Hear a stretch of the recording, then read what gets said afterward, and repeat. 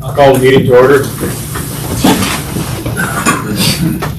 I pledge allegiance to the flag of the United States of America and to the republic for which it stands, one nation, under God, indivisible, with liberty and justice for all.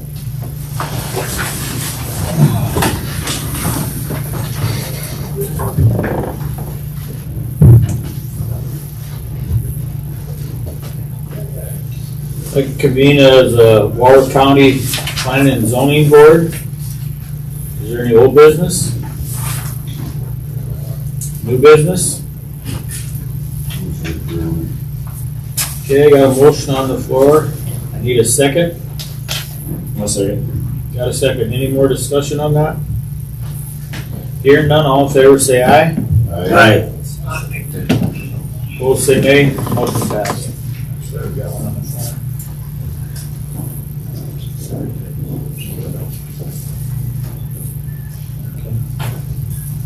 Like convene as Walworth County Board of Zoning Adjustment. Vote number 8, public hearing regarding variance request regarding setback. You want to tell them to come in?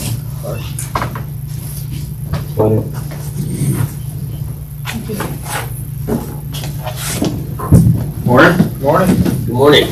You guys want me to sit or Right there. All right.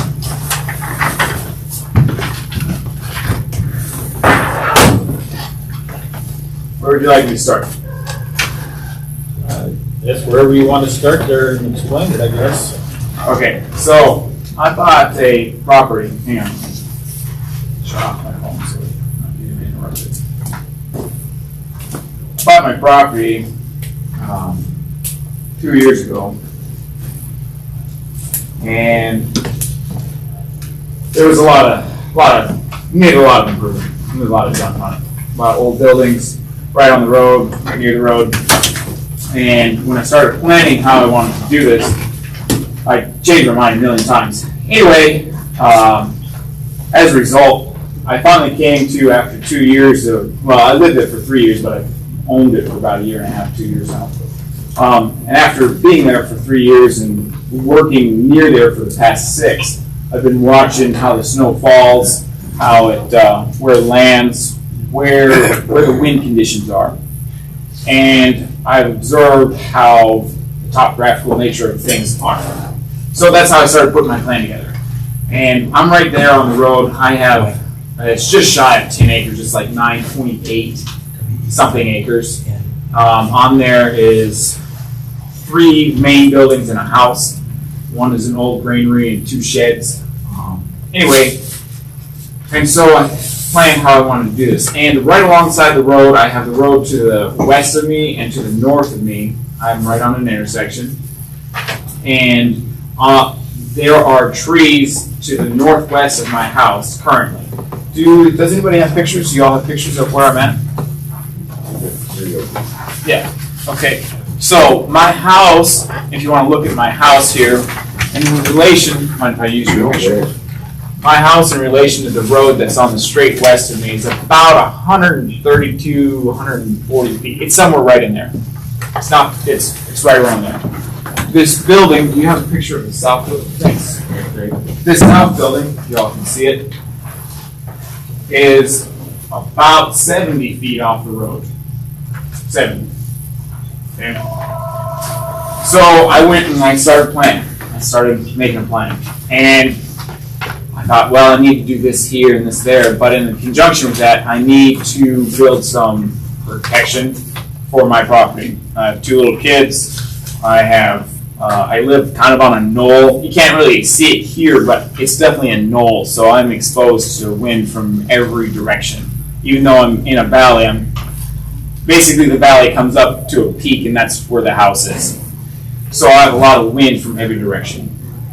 Well, I put my plan together, and so before I did that, I called the highway department 3 times this spring, January 3rd, January 28th, and February 4th. And I got a return phone call once, and that was about putting in an approach south. on the south side of my property on the west road. And he said, yeah, I don't care what you do, just the county's not paying for it. I was like, that's fair, I don't care, just as long as I know it's approved. So that was fine. And then the other 2 phone calls, I have a couple other plans, including the trees that I was going to question about. And I left a voicemail, but there was no response. Understand, everybody's busy. I thought, well, if it's not that prevalent to a highway department, it's probably not that prevalent to me either. I didn't know that there was rules regarding planting of trees. I was unaware of this. I had been known from time to time to look for a fight, to see if there's rules that people are saying, hey, you should do this. I'm going to do the opposite. This was not one of those situations. I don't go out looking for fights, especially when it involves my family and or property. So I went and I ordered my trees and I planted them. And the whole time I put down this fabric. And somebody ever had trees planted by the county? They won't do it how you want usually because the laws won't require it, won't allow for it. So I went and did it all myself. I tilled the strips, and everybody remembers this spring was very windy. Well, I tilled the strips. I didn't want the whole thing tilled. I just wanted the strips tilled. And then I put the fabric down, and because it was so windy, it took a long time to get all the fabric installed. I couldn't get it down because I was a one-man band, and I had to do it by myself. So a lot of times I'd be working 1 or 2 or 3 in the morning because it was the only calm time this spring. But I got a really nice tight fit on my fabric. This took about 3 weeks to get the strips tilled and the fabric down and most of the trees planted. And then it was about a half a week later when I got an extra 15 trees to finish filling in because I misordered and didn't get enough. And I got those in, so it's called 3.5 weeks.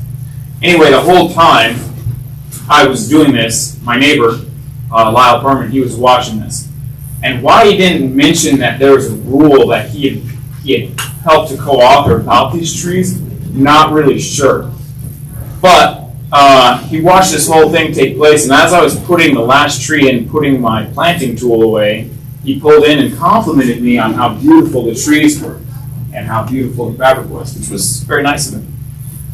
However, he also then stated, after that job was complete, by the way, they're illegal, you should pull them. This was the first time I'd heard about this.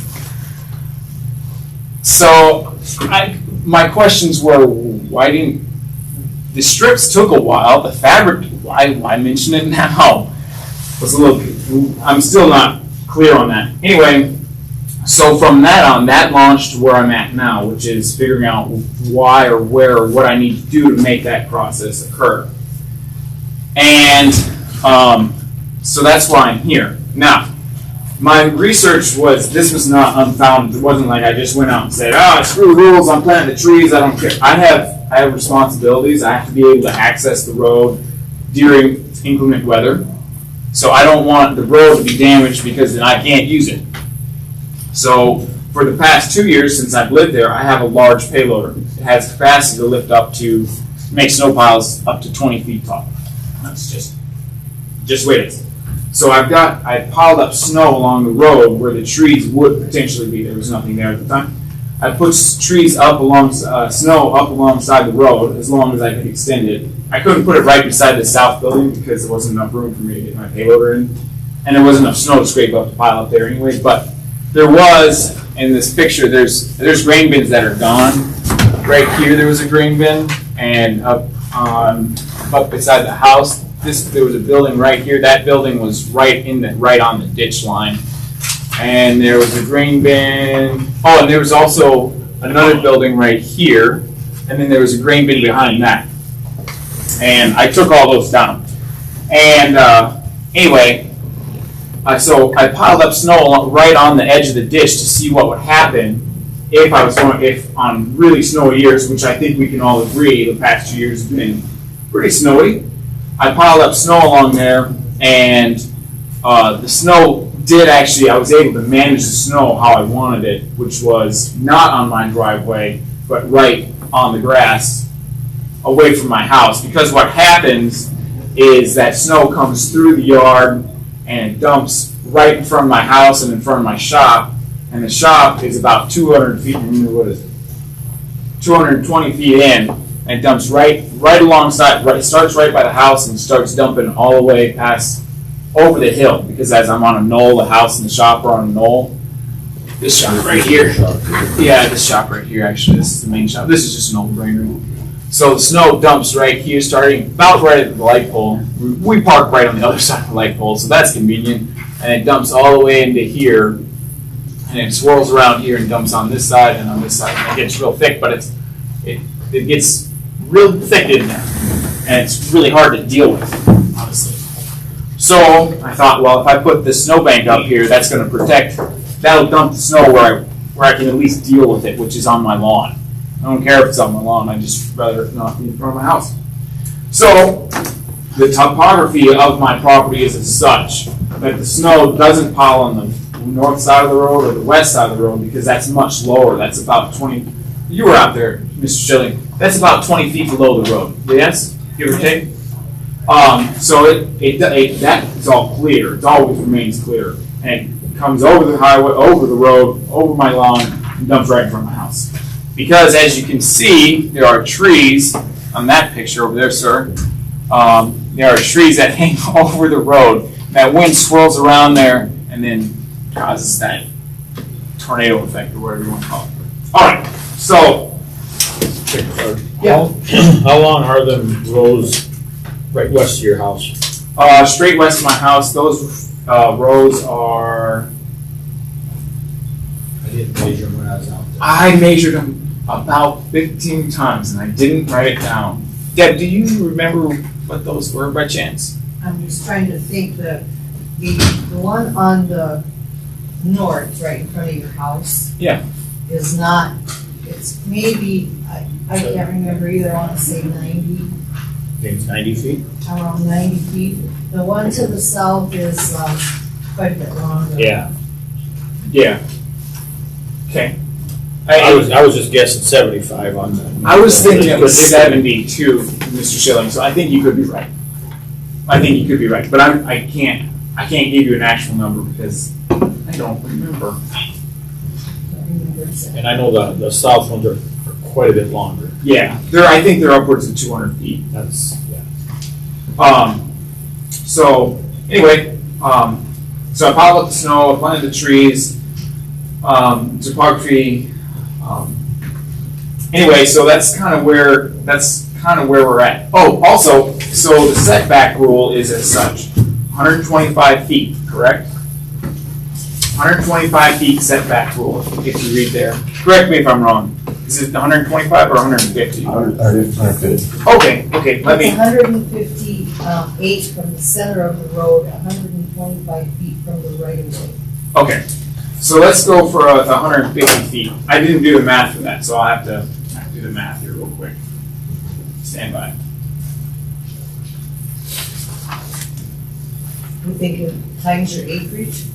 No, times the distance, linear feet of roadside property. It's about almost 4 acres, 3.8. Yeah, it's more than that if you use If 150. you use 150, that's at 125. Yeah, if you use 150 feet, it's about 4.8 acres. I own 9.8 acres. So according to the ordinance, if I have 1,350 feet of roadside property, right, and I'm supposed to have a setback of 150 feet from the center of the road, which puts it, by the way, very close to my house, like practically in my house. Also, it puts it on the west side of this already existing building. I'm either supposed to cut my property in half with trees or not plant them. Now, I could be wrong here, but I'm betting that when this ordinance was done, that was not kept in mind. There was a lot of things going on. As I recall, most of it had to do with the wind farms. And I'm betting that this ordinance wasn't a main concern. And my situation, which is not rare or odd, I know several people who own 10, 5, 8 acres, so they're not allowed to plant trees. Or if they do, that they have to put it in a position that is irrelevant or useless. I find that hard to believe. I don't think that would be anybody's intent.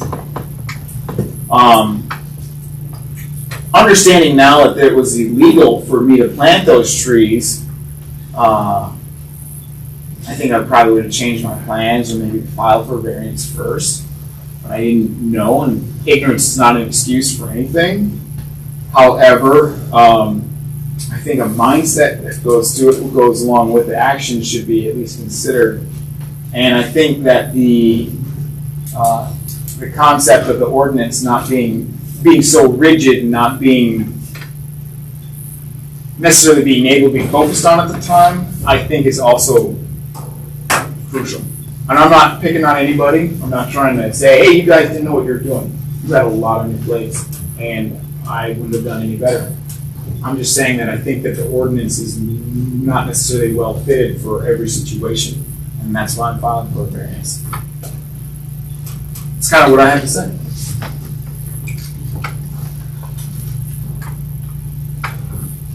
I guess I'm gonna comment on it.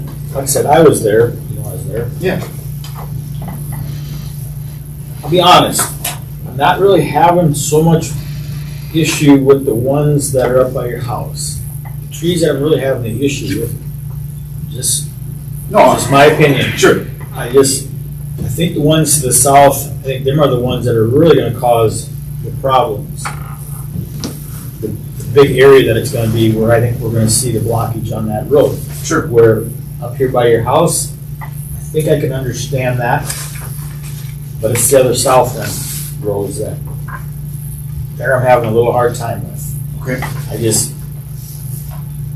Because there are other trees to the north of it already, and I'm guessing that they do cause a little bit, and yeah, I would guess probably that tree should be dealt with a little bit. It's hanging over the road, like you say. Like I said, just me that I've thought about it since I've been down there, and I think I can live with the north ones. It's the south ones that I'm having a hard time with. Understand. But I'm one person. I Understand. don't know how the rest of you guys are looking at this whole situation. I'm just looking at that length of the road is where I'm looking at. I understand. So I don't. What's your guys' thoughts on this? I guess I'll throw my 2 cents in. The big reason for this for the setbacks is a lot of areas they have like web running down the ditch lines. Mm-hmm. I see you have a post right, what is that, phone box? Yeah, that's fiber optic. Okay, you got fiber optics right there, now you got trees right next to it. What's gonna happen when them trees get 20 feet tall and the roots go into the fiber optics? I suppose the same thing that would happen anywhere else. I know those fiber optics are buried, Mr. Schilling, you deal with this all the time. They're about, 12 to 18 inches? No, about anywhere from 20 to 30 inches where they're normally at. That's where I find them. Okay, so, yeah, about that. I imagine that there could be an issue. I'm not going to deny that. I guess I see it all over the place. I don't know. Obviously, cities have a lot of fiber optics and trees, and they don't have any issues, so I wasn't too worried about it. I'm not belittling it. I'm just thinking. I'm just saying, that's part of the reason for setbacks is to protect things like this. Mm-hmm. These trees, I'm sure, until they get 5-6 feet tall, aren't gonna cause that much problem. No, I'm sure. What happens when they get 10 feet tall? Hopefully 30. They're obviously very short, so Okay. they do a lot right now. I don't know, because I have power. Obviously, I have web. I have fiber optic. There's a chance that all that could potentially go bad. But I believe, wouldn't I be responsible for the repairs of that? Isn't that why but are you the only one on this fiber optics, or does that No. treat all the way down the Lowry? Or? No, the Lowry's fed through a different route. And fiber optic actually is on the other side of the road. It just comes across. As I believe the web is as well. And power too. Power's not buried. Power is on a line currently. On the opposite side. Just another question. Sure. How how did you really determine where you were gonna put that first row on the south side? I'm just talking about the south side right now. On the south side, I use the same thought with the on the north side, to be completely transparent. And I thought, well, the trees, how wide does a cedar tree get? And I went over to Tim Huber's because he's got a nice row of cedar trees and spruce and ponderosis, some other, I think ash. Don't quote me on that. Anyway, and I looked in there, and I went to the county website. See how wide they get. They get about 30 feet wide. So I went off the crown of the road because I didn't want them hanging in the shoulder, because that's really annoying for mowing. And I didn't want them hanging in the shoulder at any point in time at their stage of development. So I went about 15, 20 feet off the crown of the shoulder. At least that's what I intended to do. Okay, I was just kind of curious, just by looking at this picture even right here, that I guess a lot of times a guy would line up like with the fence that's existing to the south of you. Oh yeah, You that. wouldn't have brought that road in line with that fence. No, because that'd be too close to the road. That I wouldn't want. No, you're actually closer to the road. Oh, okay, that one. Yes, if you look at the ditch, It would just look like you'd been on, right. following, I don't know if it's exactly the property line, but it would have Right. looked like it would have been. No, so if you look at that ditch over there, that ditch is much wider and shallower than mine.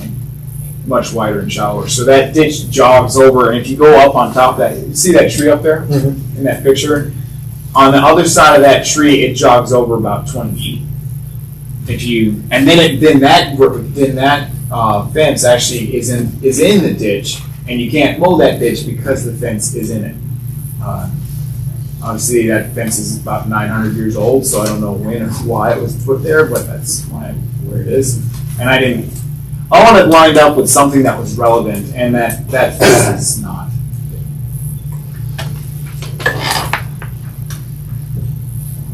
Well, what's the other commissioners thinking? So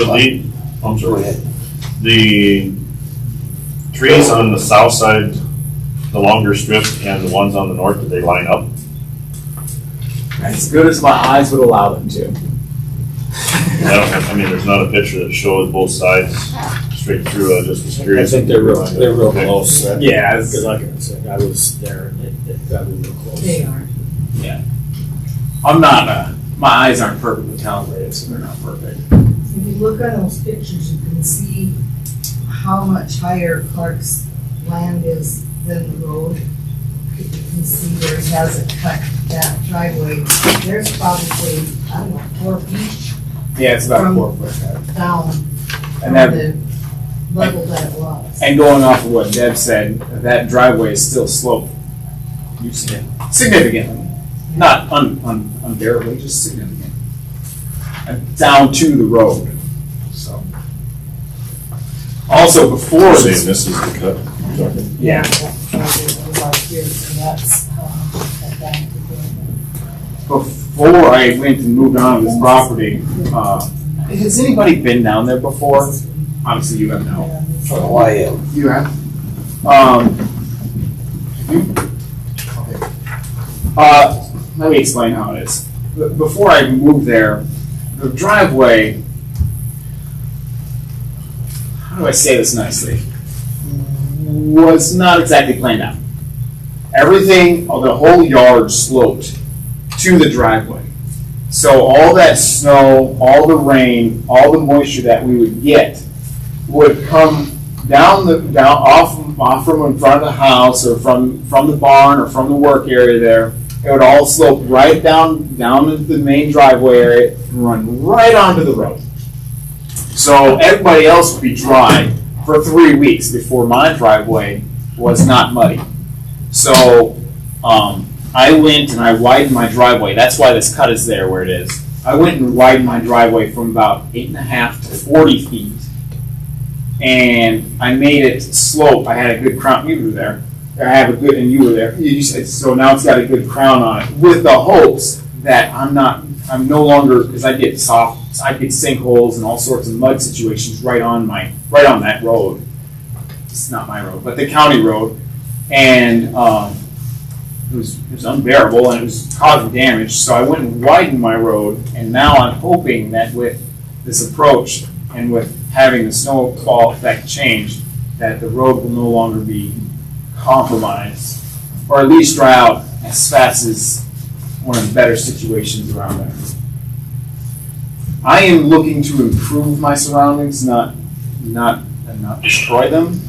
I like my utilities fully functioning, and I like my roads fully functioning, and I like it to be convenient, just like everybody else. So I wouldn't come here and say, hey guys, can you approve this thing? Because this is going to make it miserable for everybody, including me. I wouldn't do that. That wouldn't make any sense. It would have been a lot easier to negotiate this before you did it though. It would have, if I would have known that there was rules about trees.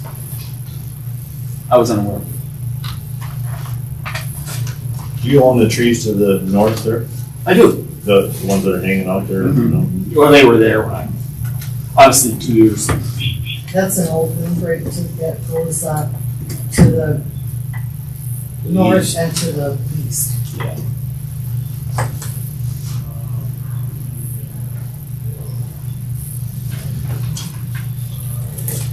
Jim, what's your thoughts? Well, I sat on that committee that come up with them zoning ordinances, and I can tell you, it is hard to sit there and think about every application. We talk about 2 acres for a building site. There ain't any way you plant trees on there, on a 2-acre deal. I don't know, it's a difficult situation, like Clark City's tore out buildings that set closer to the road than what his trees are, or as close. So, and like he says, if he's gonna put trees in there at the setback rate, he's clear up there in his house.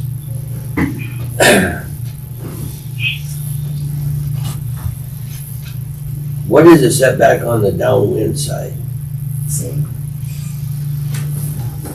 On both? No, I thought I it think was, I would. you just seen something down I was thinking it was 50 feet. That's what I was thinking. Downwind side. non-windward row within 50 feet of the public right. Mr. Hogarth, can you read me, what is the downwindward side described as? What do you have that? I don't have the rules in front of me. Or I just gotta go by what the prevailing winds are either north or west. That's what I was thinking. Here you go. Oh, thank you. What's your name? So Kevin, when it says downwindward, that would mean from the northwest going east, and that direction is like the southeast. Be the southeast. And in case it's not aware, Mr. Schilling, you know, Mr. Houck, you know, it probably isn't very descriptive here. I am on the southeast corner of that intersection.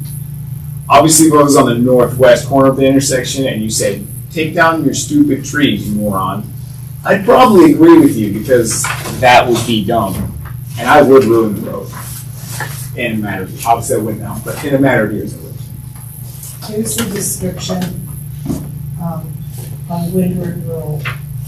Up or on the side exposed to prevailing winds. Regarding shelter belts on the north and west side of a public right-of-way, the windward row of the shelter belt is northernmost or westernmost row of trees. On the south and west side of a public right-of-way, the windward row of shelter belt is southernmost and easternmost row of trees. And that's the definition that's in there. So how far are you actually from the road to, 52 feet. I didn't plan that out. That wasn't pre-planned. It just happened. on both sides of the driveway? Yeah. Actually, 52 was the shallowest, 57 I think was the furthest. Obviously the row you can see is not perfectly straight because I wasn't driving the tractor.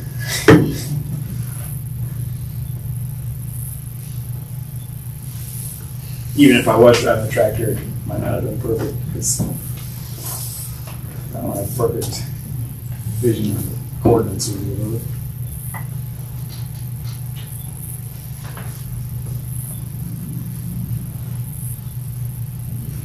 So technically, if that's the south side, we need a variance if it's on the non-windward road side.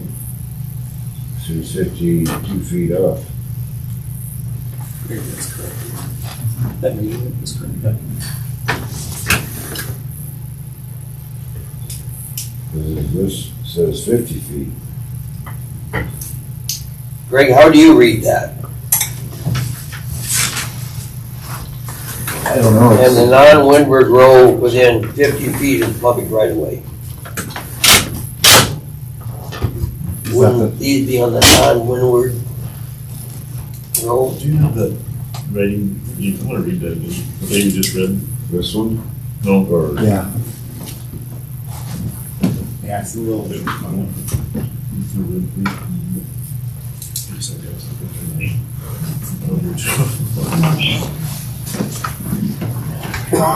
Another page or two this way. It's on the bottom right here.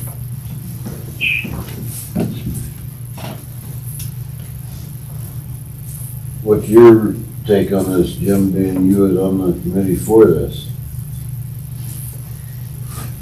What do you even need a variance?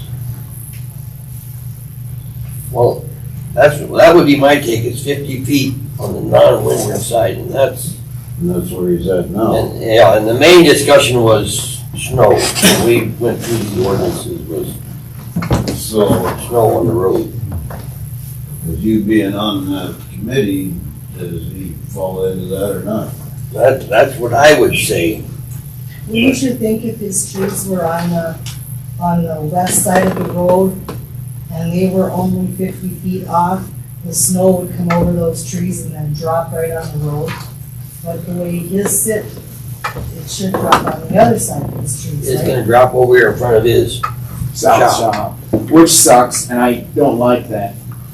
But that's your problem. that's, I can't, I'd rather it drop there than right in front of my house, because I can deal with that later. My wife doesn't leave from the shop at 7:30 in the morning, she leaves from my house. And Clark does have a vested interest in that road staying open. His wife teaches school in Holden, I believe. Yeah. And needs to get out of there too, so. With my two kids, which I value over anybody's ordinances. Yeah.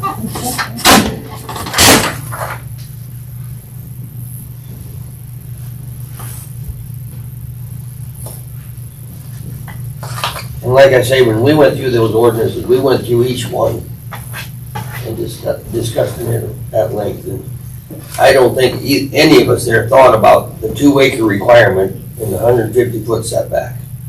I don't think we realize the impact, especially in a case where Clark he's on the corner of 2 county roads, which gives him an enormous amount of linear footage. So it eats up close to half of his acreage just in land that he cannot use. 4.8 out of 9.7 or 8, or whatever it is. That kind of sucks.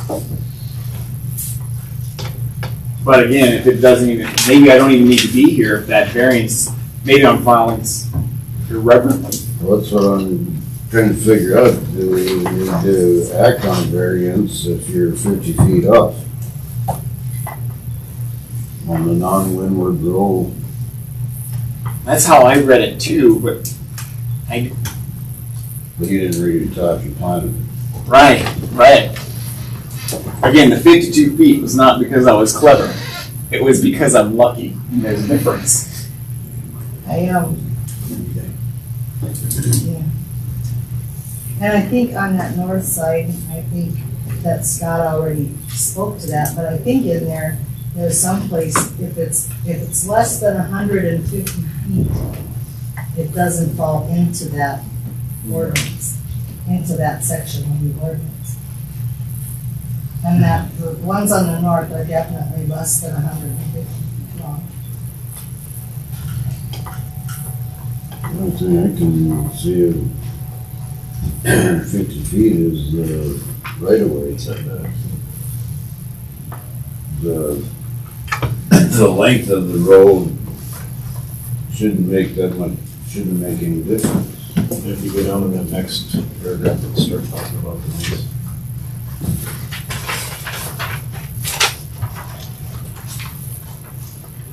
I would think first thing we need, he's decided, does he need a variance? And the way I read it, I would say no. Oh, okay, here we go. I mean, he's on the non-windward side.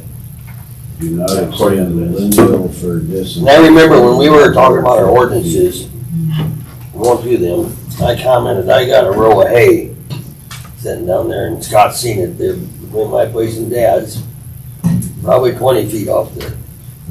And it never piled any snow up there, it's on the downwind side.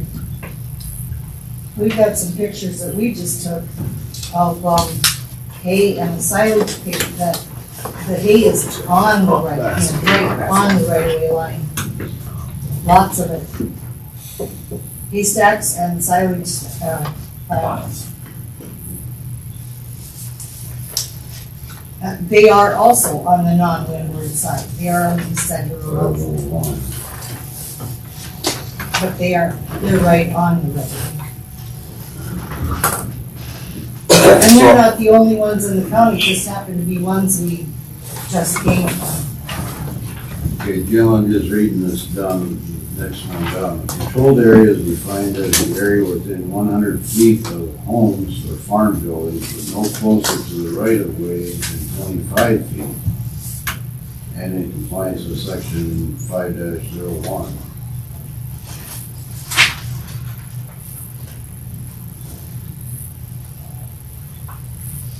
So, am I reading that right, where right of way would only have to be 25 feet then?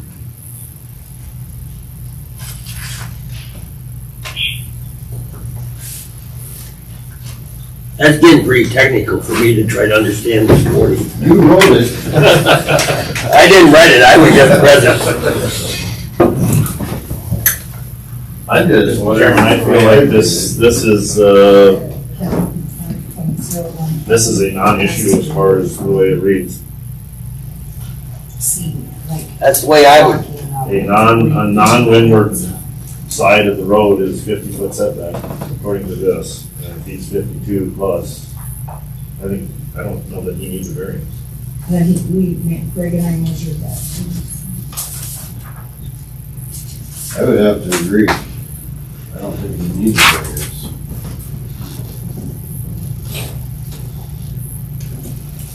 If you agree that he does not need a variance, I would assume that then that issue is moot and we have no need for a further hearing. Would be my legal. What do you think, Jim? Does he need it? I don't believe so, and I told Clark that when I went over there and looked at it, I didn't. But If three of you are in agreement, then it kind of makes the issue dead. It kind of looks like that Commissioner Slomer, Holgard, and Hauk are saying that they feel that the application is not necessary, so there's no need for a vote or anything, but we need to document that there was a determination that he's in compliance with the ordinance, which the minutes will do. And No need for a variance. no need for a variance, and we have a hand up there. I would guess though, that if and when them trees decide to grow, and if they block that road, my guess is that there's something gonna happen. Yes, Rick? So Jamie, should I just state after reviewing the ordinances, the board stated no variance was necessary? Correct. Scott? We talked about that the last time that we were out at Clark's, that when those trees get bigger, and I don't know if this would work or not, but if they start to cause a problem, what if he would just trim those like 4 or 5 feet up from the bottom? And then let the wind blow through there, you know what I'm saying? And he said he probably would not be against doing that if they do cause a problem in the future. Alrighty, thank you, Clark, at least we got it That's right. ironed out, it's over with. thank you, Clark. I appreciate it, gentlemen. Thanks for your time. Or for the waste of your time. Whatever. Enjoy the donuts. Thank you. Thank you. Any old business? New business? Move for adjournment. Okay, I got a motion on the floor, I need a second. 1 second. Got a second. Any more discussion? Hearing none, roll call. Kevin? Aye. Marion? Yep. Hauk? Yes. Davis? Yes. Schilling, yes. Motion passed. Convene as Board of County Commissioners. Approval of the agenda. I guess I just was wondering, we just did it last meeting. Should we put the burn ban back on there to, I think we got enough moisture out there, we don't think we need to worry, so I'd like to put the burn ban back on. Okay. And I'd like to discuss the Java properties. We had, there was a gal that went and was mowed this year, and I'd like to just discuss what I think we should pay her for keeping care of them 2 properties, so I'd like to put them on the agenda. Anything else? If not, I'd take a motion to approve it. I so move. Okay, I got a motion on the floor, I need a second. I'll second. A second, any more discussion on that? Hearing none, roll call. Kevin? Yes. Fulmer? Yes. Hauk? Yes. Davis? Yes. Schilling, yes. Motion passed. Public forum.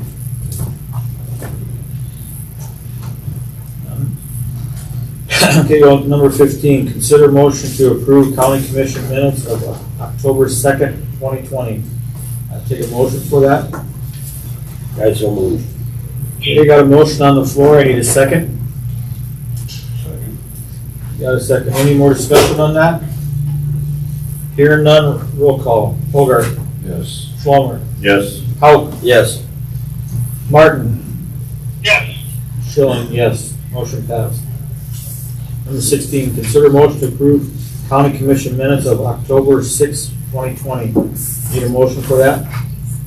I so move. Okay, got a motion on the floor, I need a second. Got a second, any more discussion on that? Hearing none, roll call. Hogarth, Yes. Schlomer, Yes. Hauk, Yes. Martin, Yes.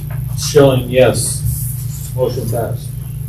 Number 17, consider motion to approve county commission minutes of October 15th, 2020. Need a motion for that? So move. Okay, got a motion on the floor, I need a second. I'll second. Got a second, any more discussion on that? Hearing none, roll call. Hogarth, Yes. Schlomer, Yes. Hauk, Yes. Martin, Yes. Schilling, yes. Motion passed. Number 18, consider motion to approve claims to be paid as presented. Has everybody had a chance to go over that? If so, I'll take a motion. I so move. Okay, got a motion on the floor, I need a second. Second. Got a second, any more discussion on that? Hearing none, roll call. Hogarth, Yes. Schlomer, Yes. Hauk, Yes. Martin, Yes. Schilling, yes. Motion passed. Amanda? I'll hold it. Can we do web, we're expecting us to call in that number at 9:15. Yeah, we can do that right away. Okay. You get to wait, Amanda.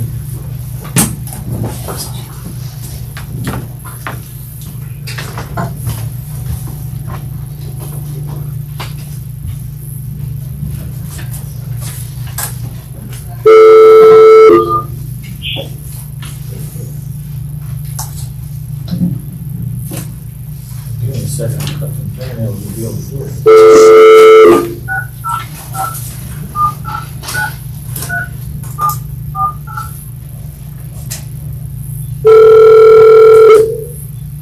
Welcome to the audio conferencing center. Please enter a conference ID followed by pound.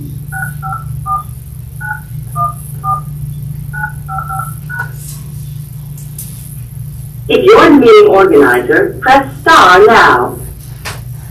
This is meeting for Gary too. Yeah, it's basically to go over the issues. After we the had on tone, the easement. please record your name and then press pound. Scott Schilling. You are now joining the meeting. Gary, Is anybody on the call? Please wait for the leader to admit you to the meeting. Thank you for your patience. You are now joining the meeting. Hello? Morning, Yeah, this is the Walworth County Commission. morning, this is Angie Nevick, and I have with me Ryan Copeland, Clayton Larson, and Aaron Hanson. What can we do for you? It's my understanding we're reviewing the resolution that was brought up in the previous, meeting, and to answer any questions, and we have certainly got, things to hear on the 22nd, the the previous meeting. Okay. basically, I think there were a couple of issues with regard to use and time that the road would be open. I think the main concern was that there'd be dumping on the road during a portion of the time. I talked to Mr. Tobin, that's not an issue, so I explained to Mr. Tobin that it would probably be, and he also suggested that the parties all be on the line, that way any last minute questions before you vote on the issue can get answered before there's a vote. So that's basically why we set it up. There will be no material on a county road at any time, correct? That's correct. What about on personal property? Only with permission from the landowner.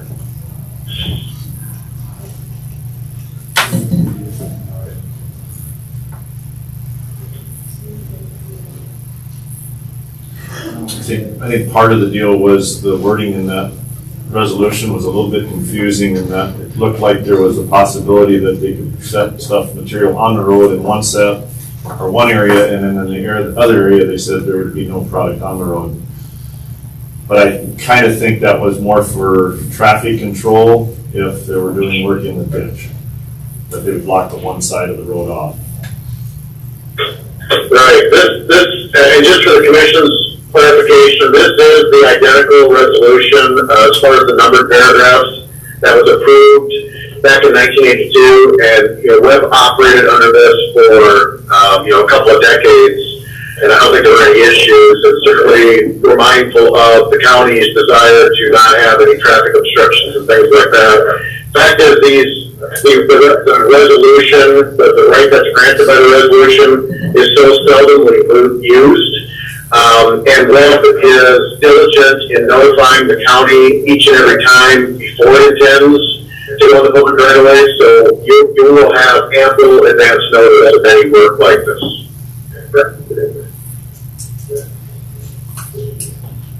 Gary, you have any questions?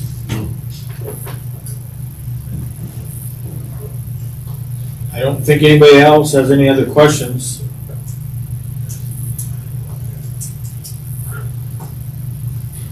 I think clarification is all we were looking for. I think we got that. Well, I think we got our questions answered, so. Again, not to be too forward, but is the county going to act on the resolution today then?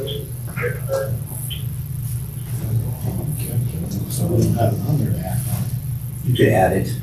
Because put it in Yeah. old business. Old business. Yeah, we'll act on it at the end of the meeting under old business. Does anybody have a copy of it? Because it'll have to be read, wouldn't it? Yes. We'll read the resolution. I think there should be a copy. And again, just for clarification, the first three paragraphs are essentially the recitals. There's a slight difference from the 1982 version in that we added the word maintenance. That's a common addition from the older resolutions. If you look at the CAMWall resolution you approved last year, They also include a maintenance provision in theirs.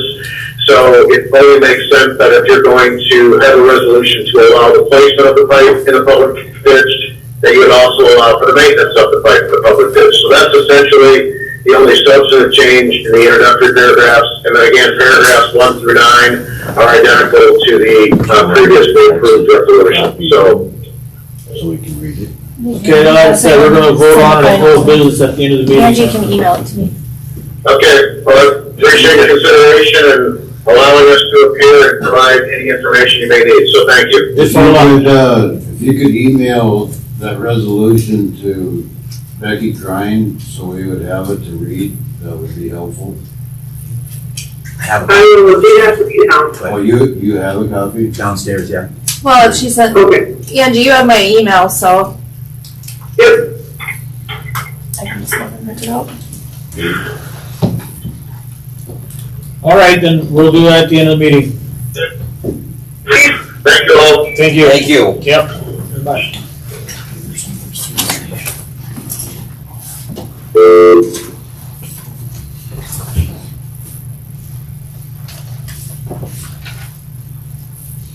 Okay, Amanda. Good morning. Got a couple things on the agenda. The first one's the monthly report. I think you all have it. Don't know if you have any questions.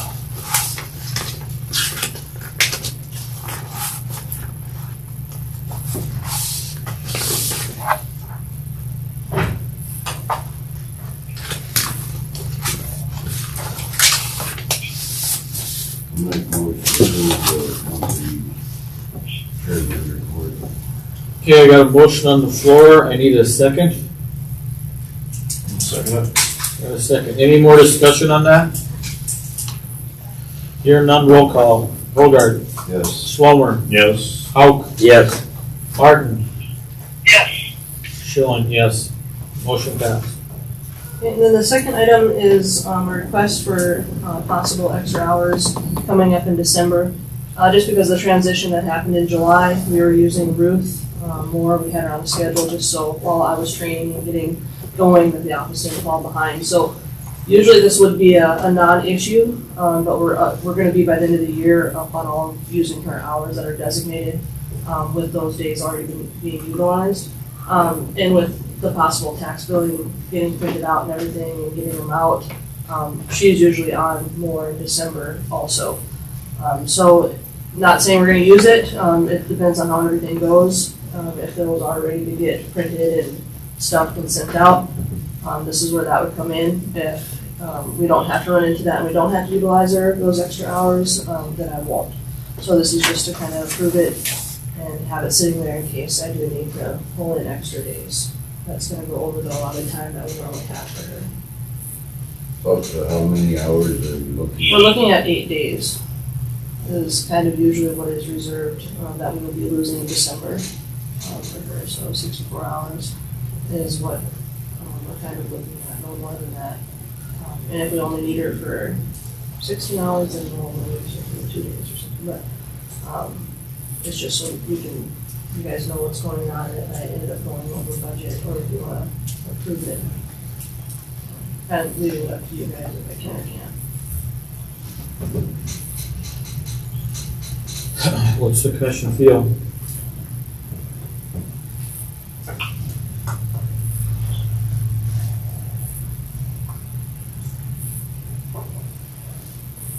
It's been a little different years, so That's, understandable. that's just what I was thinking, with the different schedules and everybody putting their license plates and stuff off, so. And all the other different deals in that office, I guess I would support it. I guess I look at it, Amanda just started too, so. No, she learns very quick, but. Well, and that was just in July when I first came into this office, that, Nyla had her scheduled for every day of all of July, just so that it wasn't just Leah and I while I was, really new.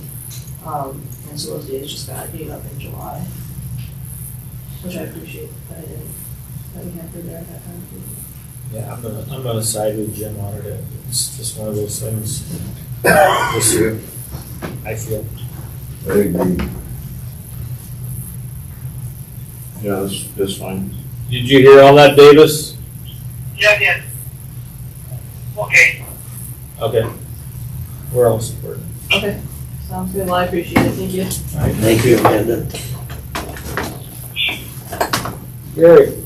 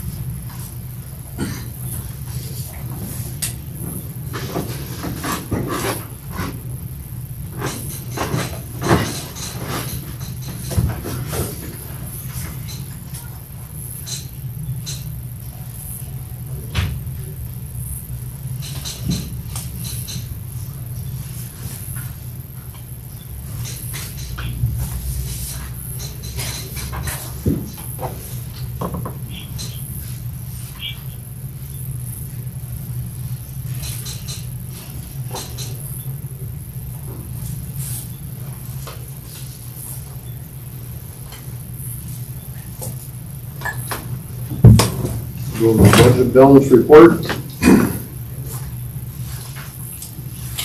If you got any questions, feel free to ask.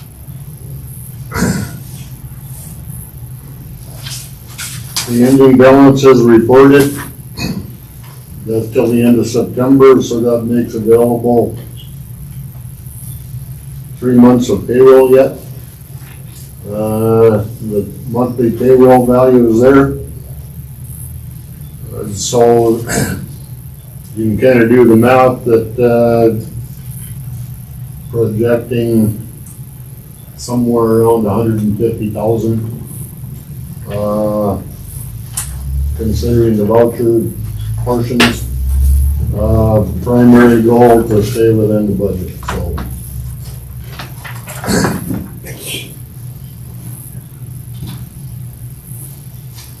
I think we're accepting bids for used motor grader on Thursday. Is that correct? Could be, I don't know exactly. I'm pretty sure it's a special meeting on Thursday of this week. What's today? Maybe it's a week later. Where's Becky? Anyway, in consideration of the possible purchase of a used motor grader, that's kind of important to monitor that number, so just stay within the budget. I think it was the 29th. Is that a Thursday?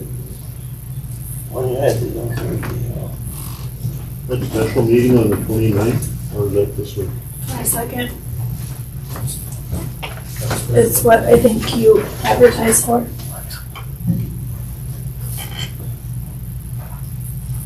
Okay, so 22nd. Yeah.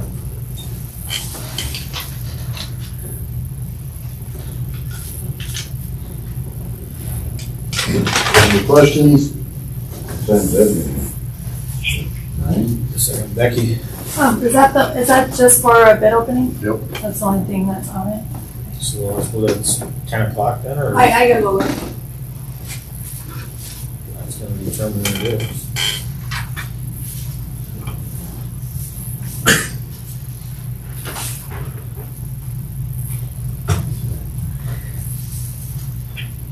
Quick count. I'm running out of fingers. We're just opening bids, I don't think all of us have to be there. What's that? I said I don't think all of us will have to attend it. I won't be here Thursday. I can be on the phone. Sure, Davis, I I can think- be on the phone. David, will you be back by Thursday? I'm coming back on Thursday. On Thursday. Not sure what happened here, but this is the Selby paper. She's been informed of that, and it is pretty sure it's the 22nd. Yeah, so you have at 10, I'm assuming. I don't know for sure if I'll have Okay, so service 10 a.m. on the phone or not. Are we gonna decide if it's on that day too, Well, either accept or reject, Or table, or whatever. correct? It's no different at all, no sense having it till like 10 o'clock, I mean, Well, you have to because. Yeah. That's how it's advertised.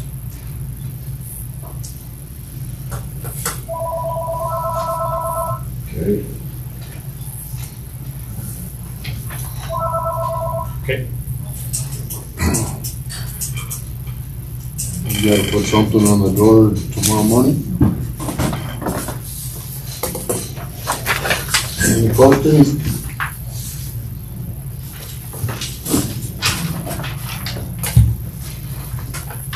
Nope. Just kind of elaborate the disbursements, Glendale's resources, the 119,000, that's the road oil. Jensen Rock and Sand, that is the chip sealing process, and I think those bills should be paid in full. No more big ones coming.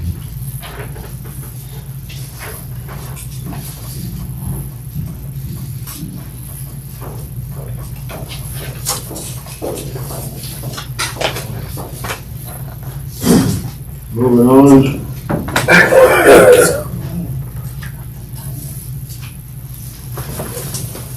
We've got a dealer contract up for renewal.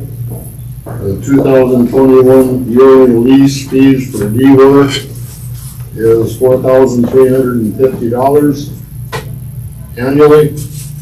And I could provide this to you, probably should have made copies, but I'm not sure if I don't think we're gonna have to work with Karine on any of the options, additional user, each additional department, fuel module, gas boy, weed module. As far as I'm concerned, we stay with the generic highway manager pro at a cost of $4,350. This contract is drafted where the highway superintendent signs it, whereby you authorize me to sign the document. Everyone look at it. I so move. Okay, I got a motion on the floor. I need a second. Go ahead. I'll say, Got a second. Any more discussion on that? Here none, roll call. Bogart. Schlomer. yes. Hauk. Yes. Martin. Yes. Schilling, yes. Motion passed.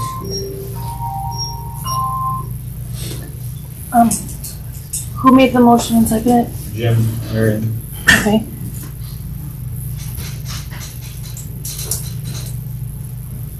Yes. Green just called and stated that in the Mobridge paper, it was the correct ad and it's at 9 a.m. on October 22nd. The Selby paper is going to be putting it in this week. So it is for 9. Yes, 9 a.m. All right.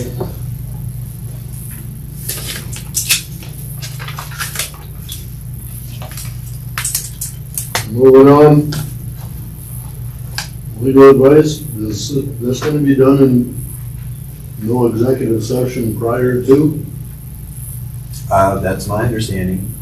I don't think. Because there was some valuable information about, the hours accumulated, Correct. and you never got to the employee. I talked to him yesterday and informed him that the recommendation would be to compensate for those lost hours. It was also mentioned that there was some comp time, or what do you guys classify it as? Admin. Admin time that was not made mention of, so you should discuss that too during your discussion. So, can we go into executive session on this since it's an overrun from the past? And inform the operator what the details are? Sure. Let's back up. Are you, first of all, I don't know for sure what the commission's going to motion to or vote on with regard to the specific details. They were only suggestions, so I can't say this is what they're going to do unless they say that's what they're going to do, which they're going to have to do on the record, not in executive session. Respectfully, I was adamantly clear that the operator is informed of what's the technical word for it, the buyout, whatever, Correct. prior to any commission action. Correct. Agreed? Yeah, you talked about that, yeah. So I would request if you approve a brief executive session, do you have the numbers? I don't have what his comp time is. When I talked to him yesterday, I said, we're gonna need to, or what do you call it, admin leave, it's not comp time. Because that was never discussed. Sick leave and admin leave. The comp time has been paid for, that's off the books. The admin leave then, I don't know what that is. Also, from the last time we calculated, you're gonna have additional hours, vacation and sick leave. So we're gonna need to know this, our policy is only paying a quarter of the sick leave up to $1,000. Is that going to still be the case?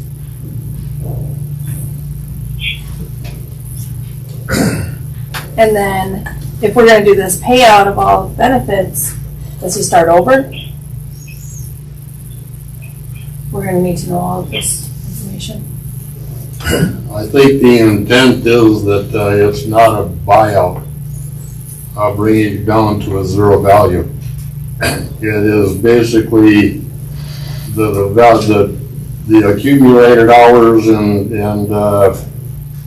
to the effect, while being employed as a foreman had a larger value than if you choose to go ahead with what looks like your process. The hours will still remain on the books, but the compensation is for the separation of values. So it's not am I right? You guys are the That's the county way I commission. understood it. Has anybody checked with the Department of Labor on any of this at all?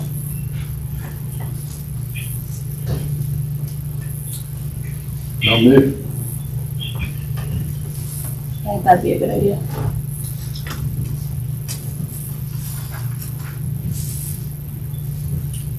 I can contact them, but I need to know what what your plan is. Well, that's I what we didn't talked know about. anything about any of That's this. exactly how we talked about it. You must have talked about it. How we talked about it with Jamie.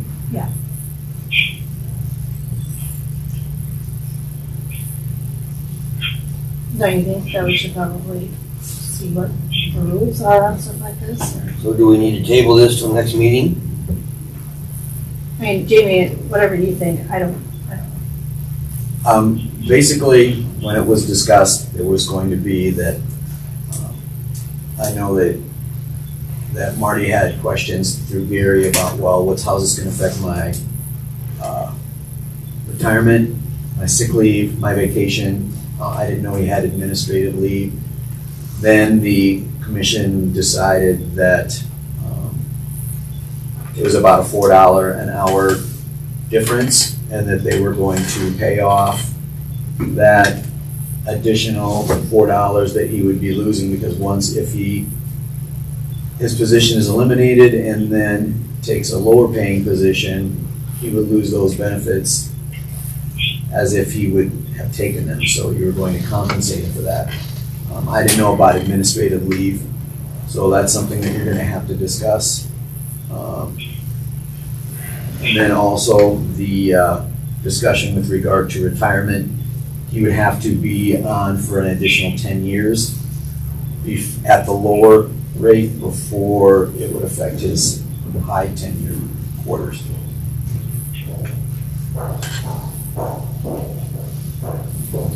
before it would affect his. They take your highest 40 quarters over the last 10 years.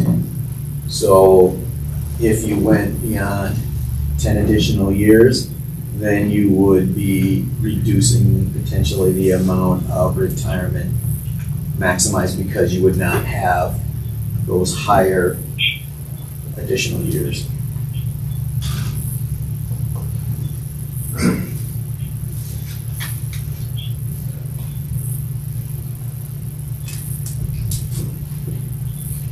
Well, then, are you gonna call him, or Jamie gonna call, or Becky gonna call? Zach? Well, my concern is the sick leave, because you only pay anybody up to a quarter of sick leave up to $1,000. So if he has 700 hours of sick leave, that's gonna go far exceed that. I don't know how that's supposed to work, because anybody retires, anybody gets terminated, anybody quits, they only get a quarter of their sick leave. And so I don't know how you're gonna, like, if he gets, say, $4,000 for sick leave, and I'm just trying to make sure My we're not understanding opening was a it was can of going to worms. So basically be a buyout of all of it, because he could turn around and say, get sick tomorrow and use it all up within the next however much time.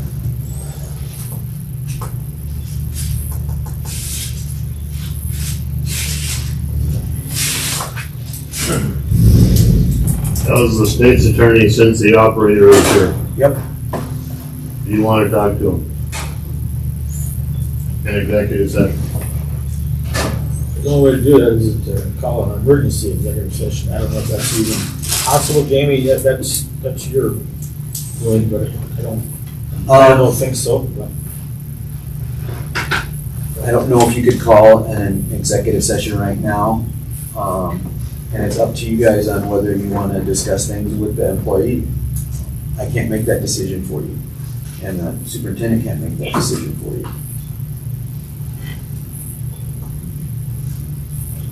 I don't think we could call an executive session right now, in my eyes. Am I kind of right there, Jamie? That's how I would look at it, since it wasn't anything on. The other thing that you need to remember too is if you go into an executive session, again, it's only legal and personnel matters. Correct. And so you need to make sure that you don't get beyond those two issues if you go into it.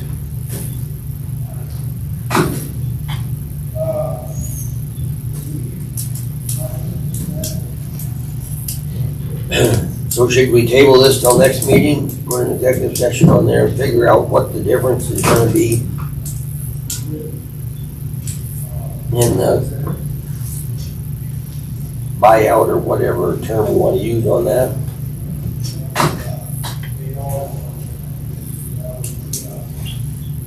I also think that, not being a mind reader here and thing, it's that I know when this first came up with the commission, I know that the highway superintendent was like, I don't want to be in the middle of this. And I think he feels that he's getting put in the middle of this. I am basically a relay of information from you to Marty, and I think that the whole thing is that no one from the commission has said anything to Marty other than through third parties, which I think has caused some issues.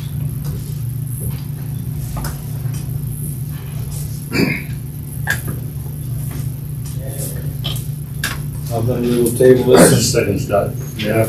Yes. Since it's on the agenda, consider a motion to eliminate highway foreman position. Can it be done openly like this? Yes, it has to be. You can't do it in executive session. So you can tell the commission that they can do whatever they want to do and follow through with a motion to eliminate the highway foreman. If it's on the agenda, that's my understanding is what they wanted. Secondly,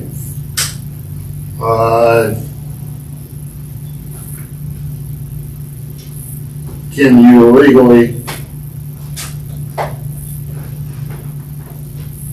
consider a motion for job reassignment and ask the operator if he's willing to accept a position at the highway department at a lesser rate. If you eliminate a position that that particular individual is in, and then it's eliminated, then I think you can turn around and offer that person a different position within the highway system without interviewing or anything like that. Without advertising. In-house. Without advertising Yeah. in-house, yeah.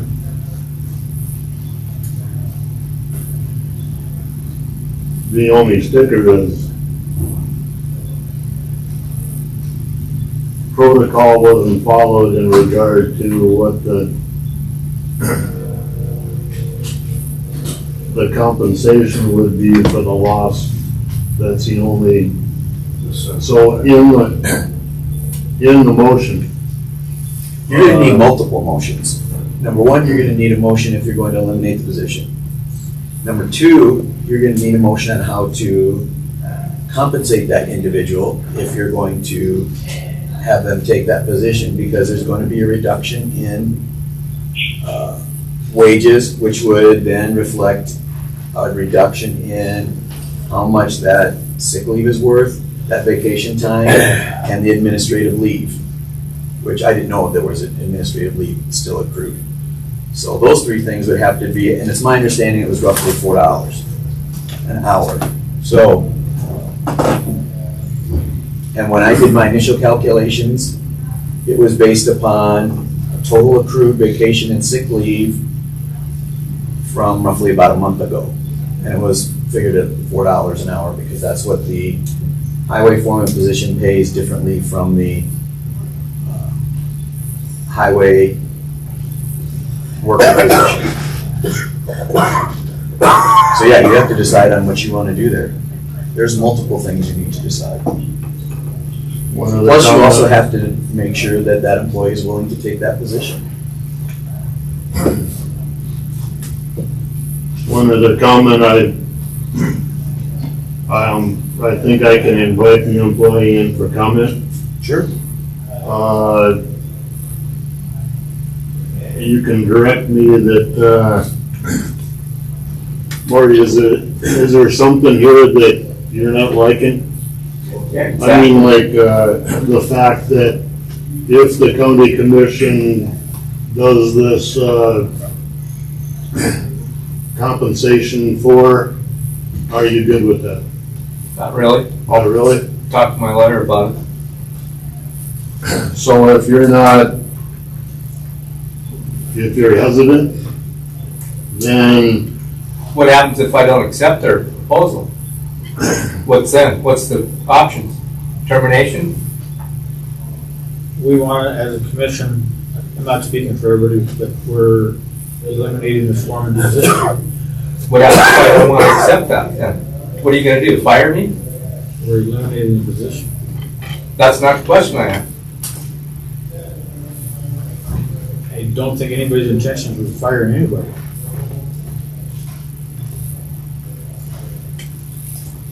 That's the way I see it. If we eliminate that position, Marty is out of a job unless we or Gary or whoever reassigns him as a blade operator, or That's what we'll have to do, is reassign as, we're eliminating that position. and that would be up to him to take that position. That's correct. On the compensation, I don't really understand that, but let's say he has 10 hours of sick leave. And there's a $4 difference. Wouldn't we just pay him the $40 and he would still have his 10 hours of sick leave tomorrow? Correct. that's my opinion also. You know, or 400 or whatever number, but he would still maintain his sick leave and his admit time. It just, we would compensate just the difference in the wages. That was my understanding when you guys first brought this up at the commission meeting and asked me to start doing some stuff. The only thing that I was not aware of, that there was admin time.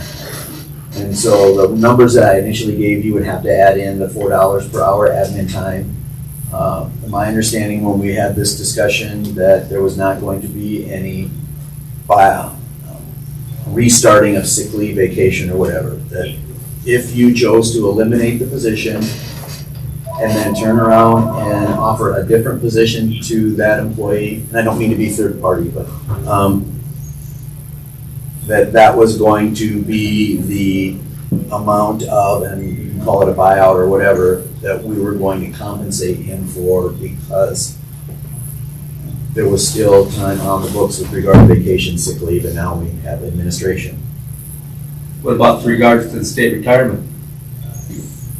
That will not change unless you stay on an additional 10 years. Yeah. It's 6% of the gross comes out of the paycheck, isn't it? 6% match. So basically, at a value of $50, I'm just grabbing numbers. At a value of $50 an hour, $3 of that goes to the local match, right? It comes out of the paycheck. So if your hourly salary decreases 3% of the decreased rate, and then the county's compensation for it, right? So it's 6% match, so your contribution's gonna go down and the county's contribution's gonna go down if your wage decreases. With a reduced wage, in my opinion, so. I can't speak for Marty, but, if you guys are gonna do it, I would say get it done. It's stressful, I think. And, you heard Marty's comments. Now it's up to you guys whether you table or continue to take action. Is that fair? Well, Jamie's got them figures figured out. The only one you don't is the admin's leave. Correct? Yes, Ben. I don't know how you would handle retirement if you were gonna do some kind of buyout for that, because it's just taken out of his check and it's the 6%, like, I don't know. I need to know specifically what the plan is, so we can do it right in payroll. I'm not sure how that's gonna work. In my opinion, being in the middle, there is no compensation for retirement. It's just a separation of a wage number. Am I wrong? You're correct.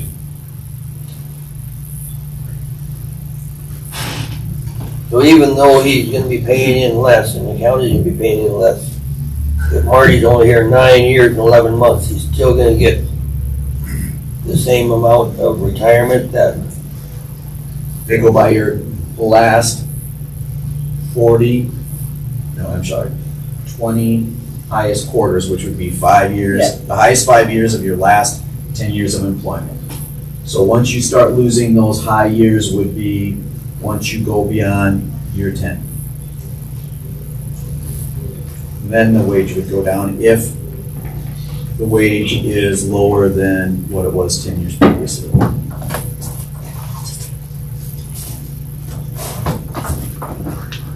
And I don't know whether with raises or whatever, or how you calculate what the future is going to bring, but that would be the detriment, is once you go past 10 years.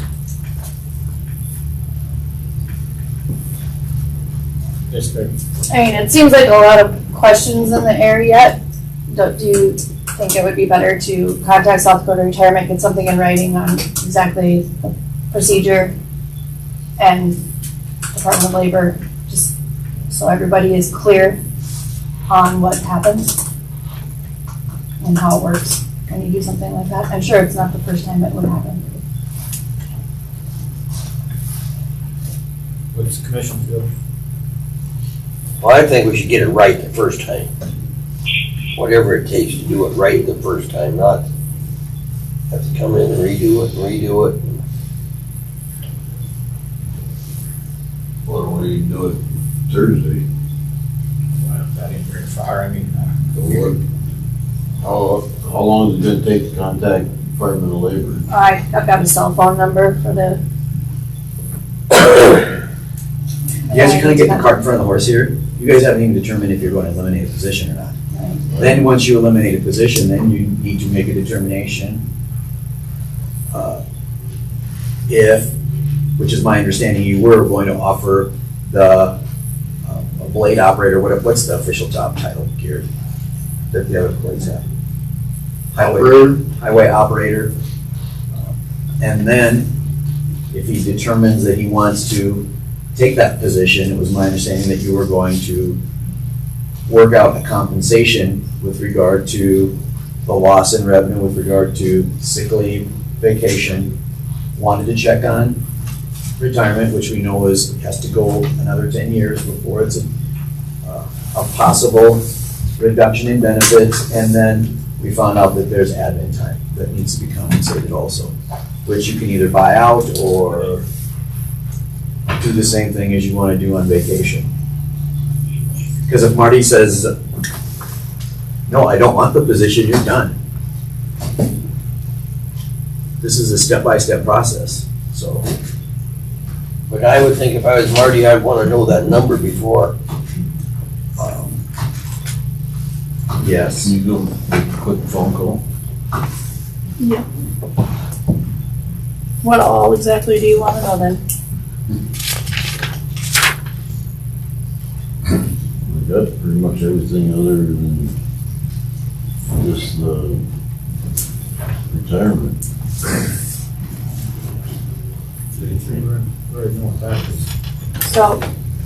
So you, For admin.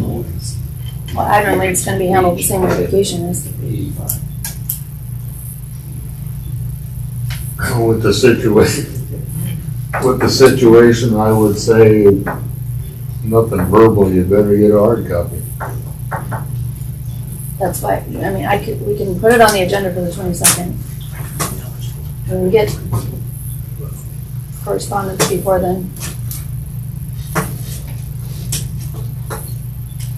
But if you, I mean, I think it's ultimately their decision what they do, right? No matter what the policy says. As far as payout and stuff like that, but retirement, no, that's a whole different thing.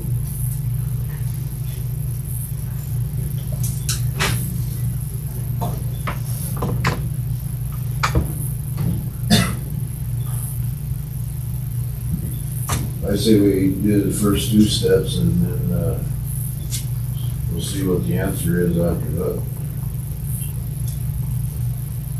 Then we could have a hard copy by Thursday for the exact number.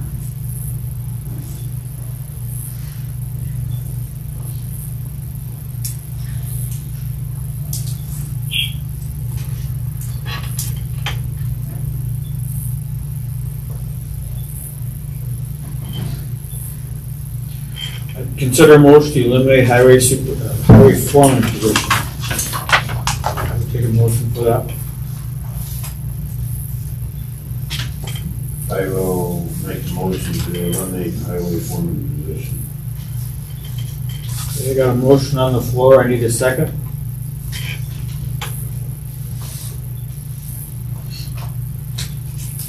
I'll second it.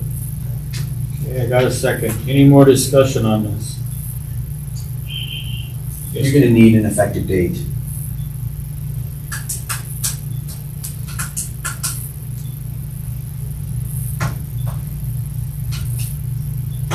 Should we go Thursday?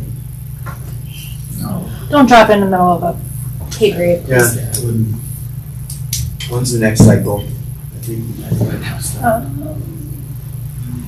Well, we just got paid Friday, so next Saturday.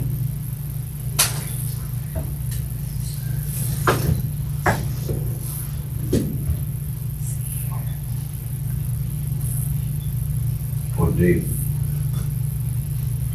So the pay period will end, actually the pay period will end the 24th. October 24th. 24th. Any other discussion on that? Hearing none, roll call. Hogard, Yes. Schlummer, Yes. Hauk, No. Martin, Yes. Schilling, yes. Motion passed.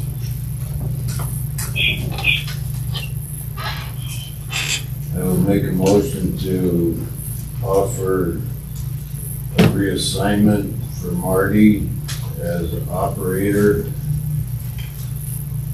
at his old wage before he accepted the position of highway foreman Yes, Becky? 1916. at $19.16. Okay, I got a motion on the floor. I need a second. I'll second that. You got a second. Any more discussion on that? Hearing none, roll call.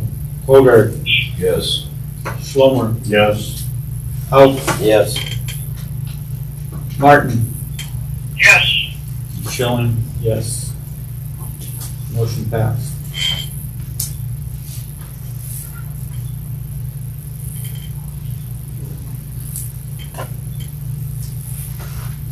Anything else, Gary?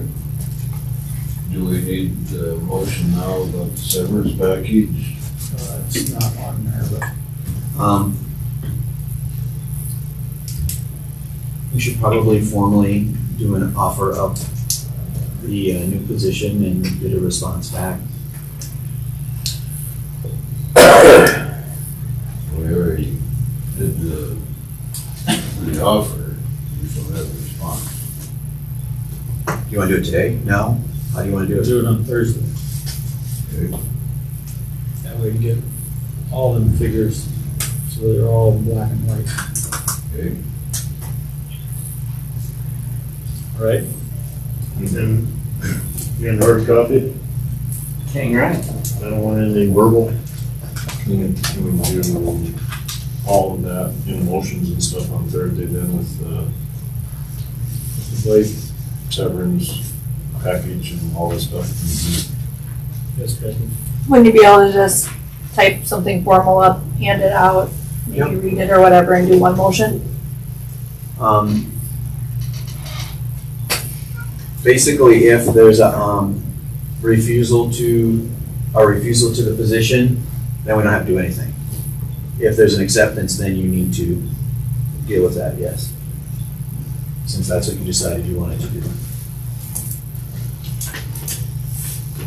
So yeah, we'll need something, Becky. All right, anything else, Gary? Nope. Thank you. Becky, before you, I'm gonna do the burn ban. I would take a motion to remove the burn ban. Nice move. I got a motion on the floor. Need a second? A second. Need a second. Any more discussion on that? Hearing none, roll call. Hogard, Yes. Schwalmer, Yes. Hauk, Yes. Martin, Yes. Schilling, yes. Motion passed. Okay, now I'm gonna do the other one too right away. The Java properties. Young gal from Selby here, she mowed the properties. She's gonna try to get it mowed, both them two in Java, one more time. She mowed them 3 times each.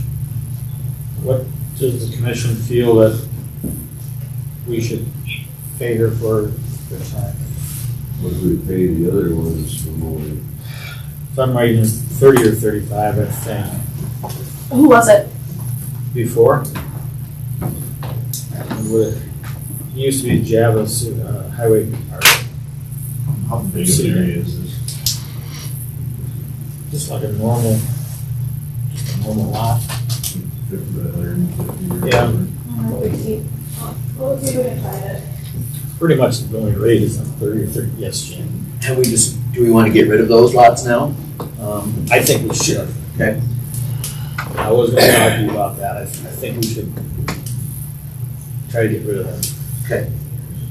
don't know I if figured that's you would feel- now that everything's down and all the Everything's issues are cleaned up. done, but yeah, we'll Sell those. Would $50 a time for the two be out of line? Or is,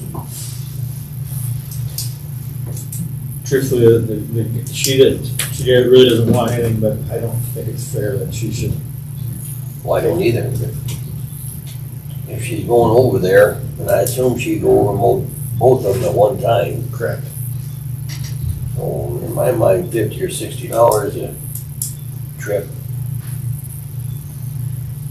Davis, what, you're in that business, mowing a lot like that, what's something like that typically run? I know that seems to me like $50 for 2 lots seems pretty reasonable, but.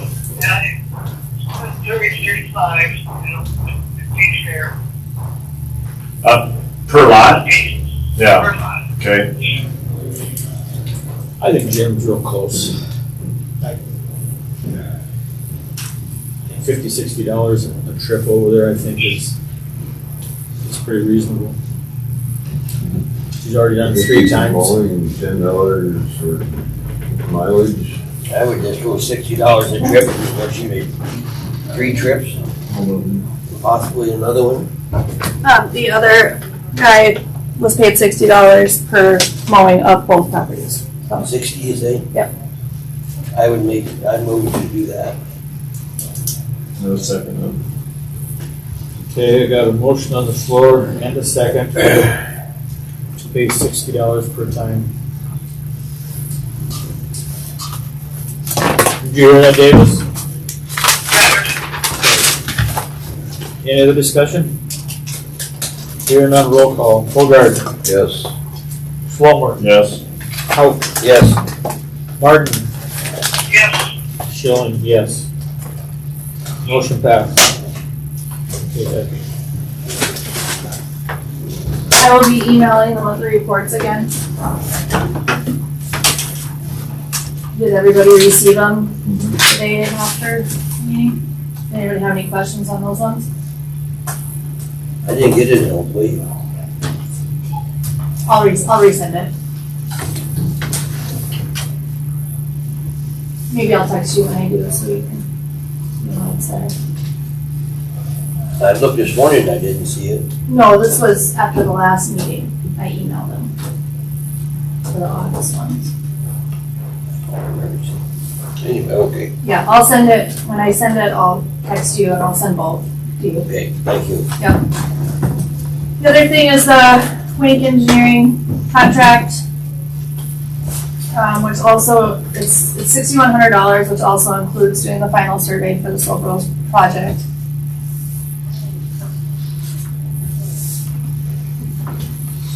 how much of that is gonna be for the Soul Brothers deal?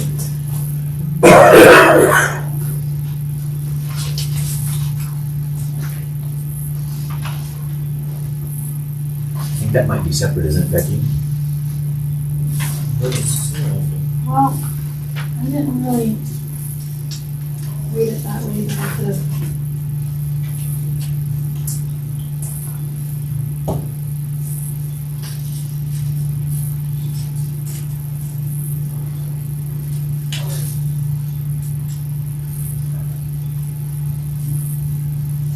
That's all built in here.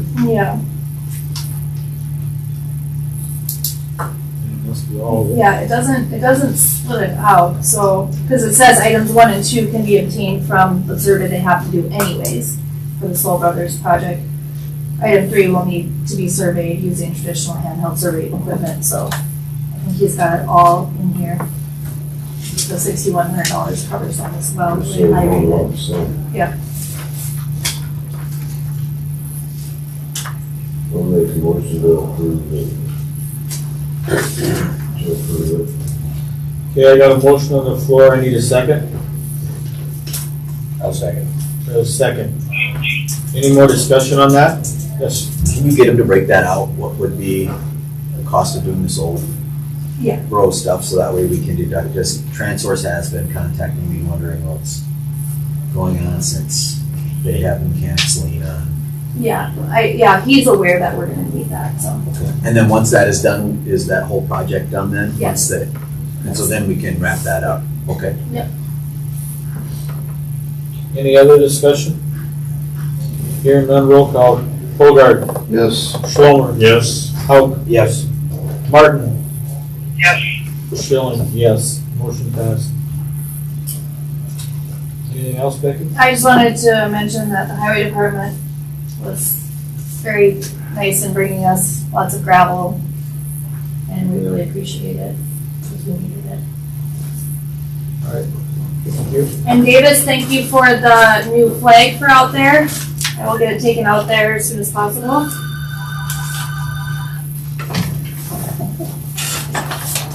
Josh.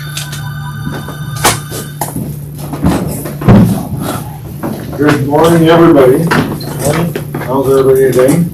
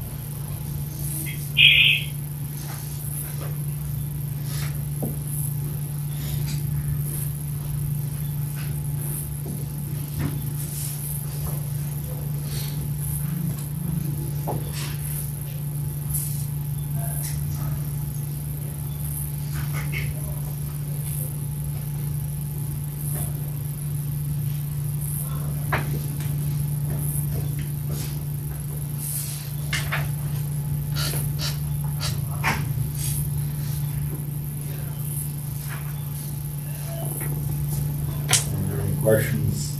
Mr. Chairman, I ask that we move on. Yes.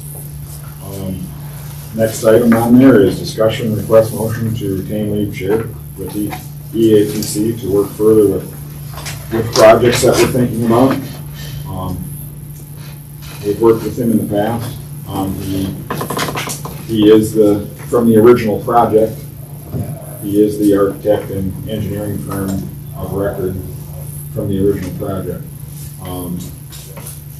I guess I think it'd be a good idea just to keep working with them. And whether it be on the regional concept or something being done in town or in Selby here on the courthouse property.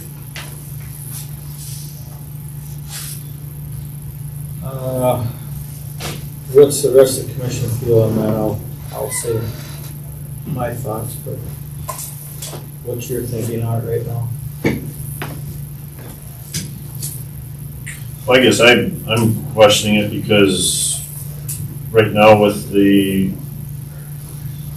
jail committee and board, at the last meeting we just had, we discussed the idea of contacting contractor / engineering firm and building contractor out of Mitchell, which I have not heard back from them yet, but to progress with the idea and look into the Shopco building in Mulberry, and have them do the inspections and everything else on that. I feel like we're going to double up here. Jim? You're I talking, feel like whatever we're gonna do, we better get Lee and his team on board, because they know requirements for jail and what it takes and all that. so you're talking about pizzas?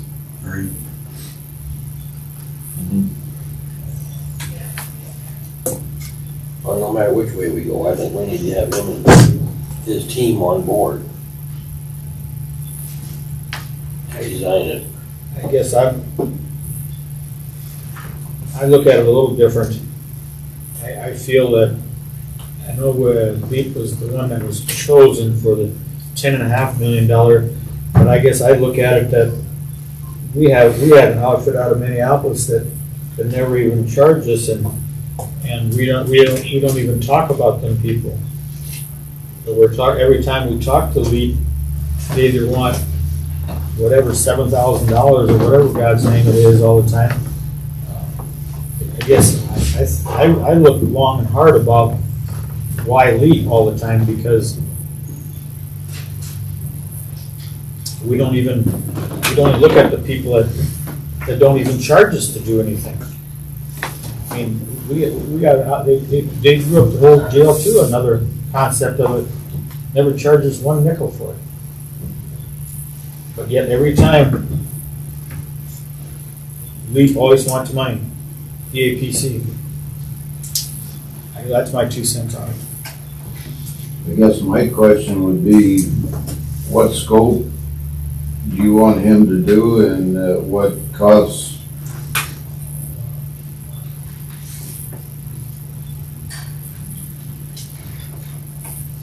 Question me? Yeah.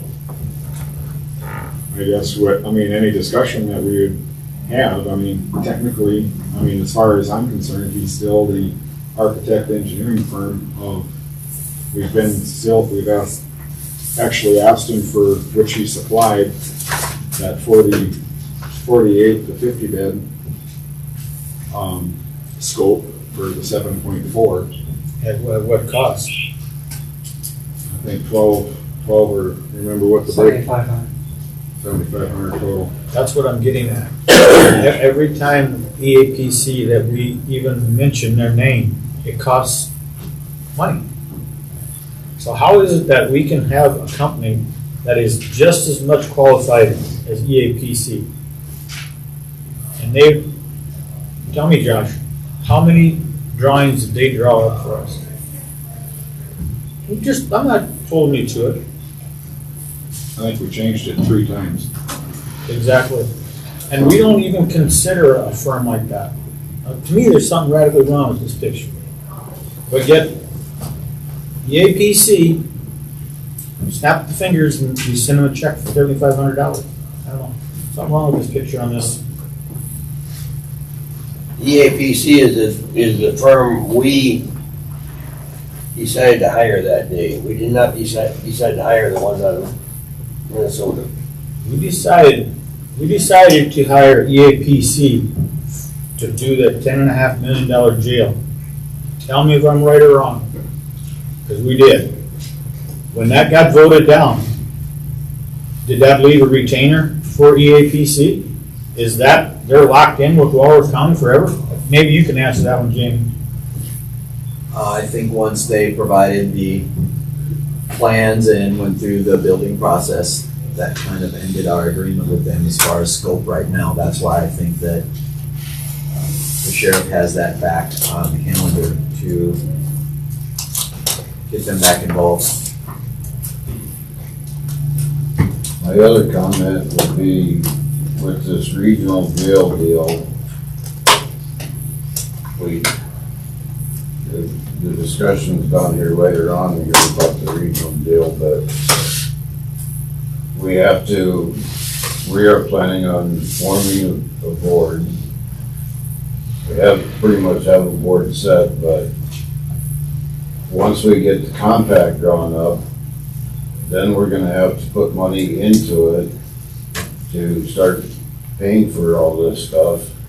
If this is gonna be a regional deal, I don't see how Walworth County can take it upon ourselves to just have this they would have to go through the regional board to do it if we're gonna be looking anything with the building that we're currently looking at. Why would Walworth County do this on their own? They would have to go through the regional board to acquire the funds. I mean, don't get me wrong on this, how I look at it, but we gotta do something. It's not what I'm saying. I'm not saying we don't have to do something, but we gotta do one thing at a time. How the hell do we have this over here and this over there? How do we start doing both things at once? I mean, we gotta, either we're doing this one over here, the regional, or over here, us. I mean, to me, we can't do both. We gotta do one or the other. I mean, I'm sorry, guys, but I mean, there's no possible way we can be working on two things at one time. That's craziness. Maybe I'm looking at this way wrong, but I don't know how in God's name we can work on two projects, the same projects, but different.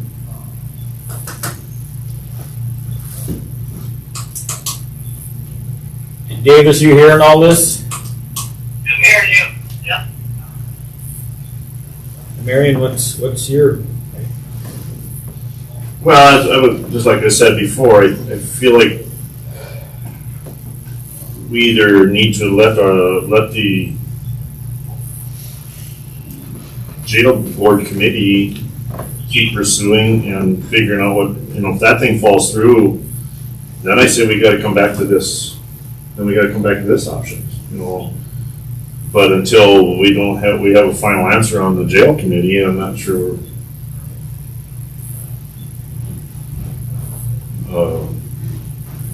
Not sure that we're,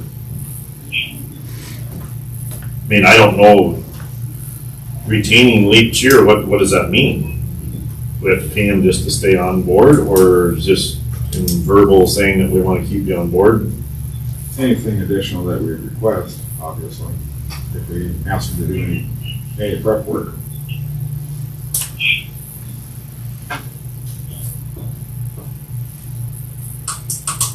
I guess that was my thought process. They were already part of the, originally, the plan hasn't died out.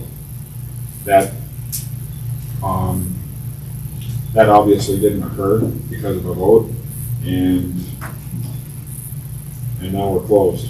So, But I mean, the wheels are still turning, and we all know that. but I mean, tell me I'm wrong on this, but let's say that falls through in Mobridge, and we're back to maybe building something in Selby for our. Well, I don't believe for 1 second that it's going to be just EAPC. It's going to be the same process. There's going to be bids going out. People are going to have to bid that. We sure as hell ain't crazy enough to say EAPC, you're the firm. Why would we retain this with EAPC when I'm going to guess there's probably going to be 3 contractors that are, or 4, who the hell knows how many, that are going to send it. 7 or 8 like they were last time. So I mean, it's going to be the same process, so I guess that's what I'm getting at, is I'm not sure why we want to retain something with WEEP when it's going to be a totally different thing. I mean, it's, no matter what it is. Am I looking at this wrong, Jamie? I'm asking you for your... You're correct on that. The only way that that EAPC would be the one guarantee to do the design or whatever is if we did a lease purchase type situation where we would lease the building for a certain number of years and then end up purchasing it. That way you would not do the bidding process because it'd be a lease process. That would be the only way. Other than that, yeah, you would rebid it, all of that business, based upon what your specifications are. Particularly number of beds, number of holding cells, and other offices, Sally Port, etc. Even if you're going to do a lease purchase deal, wouldn't you still go through a you can bidding process where you take the better? You can. concept? That would be you don't have to though. when Oh, you don't? Yeah, you don't have to, you can. What's the commission want to do? I mean, I say no.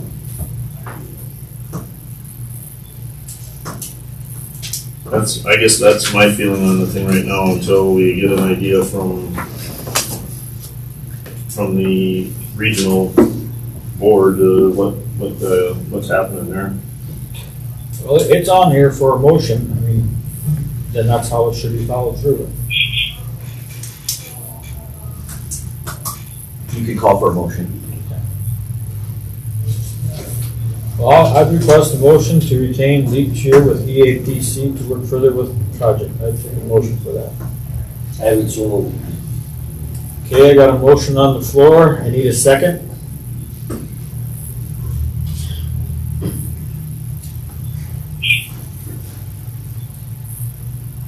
I'll ask again. I'll take a second on that motion.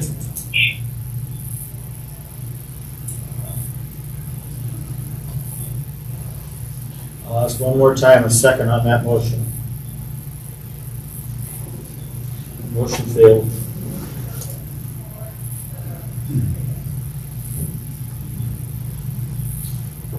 Hey, Josh? Okay, next one is discussion motion to retain Brad Hunt as consultant that's going forward, also with projects to keep us on task and following what needs to be done.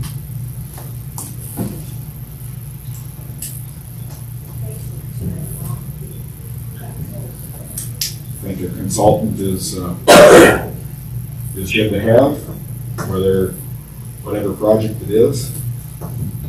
And he did a good job for us last time. Well, since nobody's talking, I'll speak up. I will be honest. I think a lot of the problems that are happening right now, I'll voice it. I think Brad is probably the cause of it, and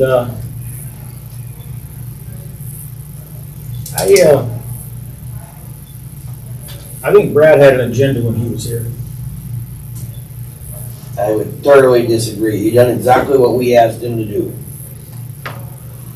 He come here as an employee for National Institute of Corrections. He gave us assessment on our jail and recommended 3 options.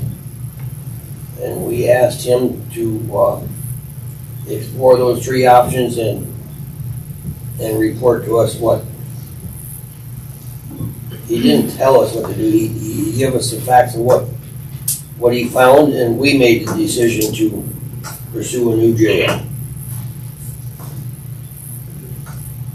We knew what condition that jail was in from the day I got on this board. Jim Rollenhorst didn't tell us anything different than what Brad did, or vice versa.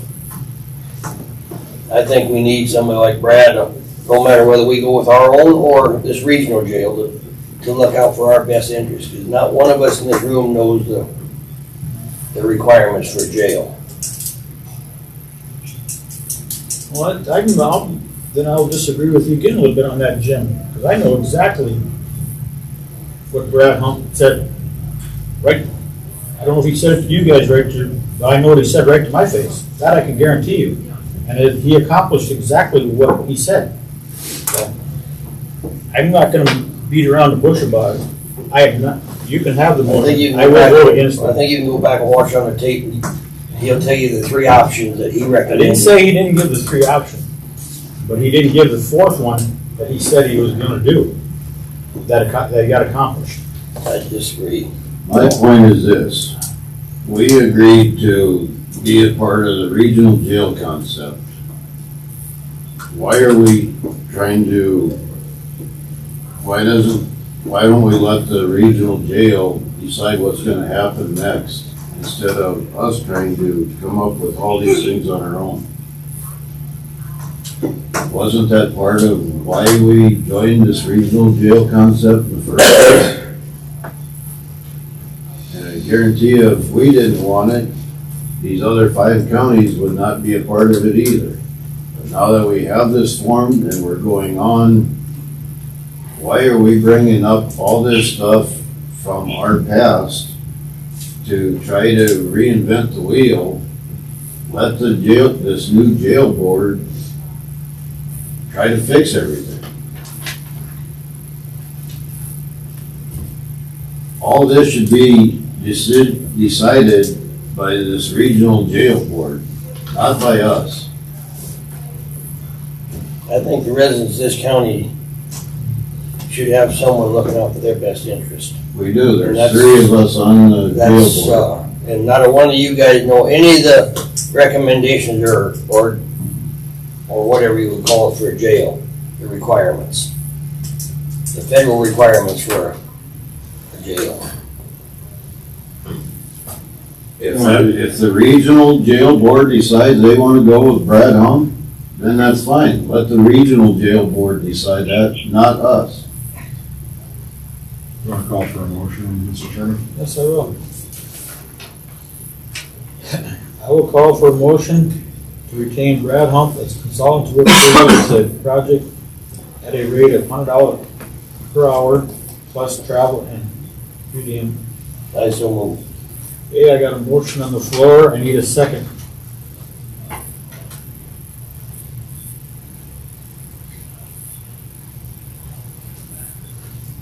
Got a motion on the floor. I need a second.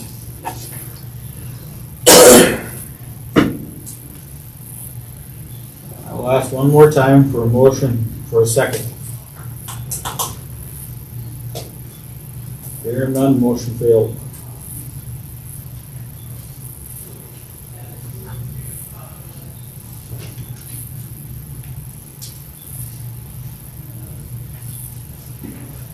Mr. Chairman, the next item, I would like to put that with exec session for legal matter. If you're all right with that. For legal or, Legal. okay, so you got a personnel matter? Yes, I am. I don't know.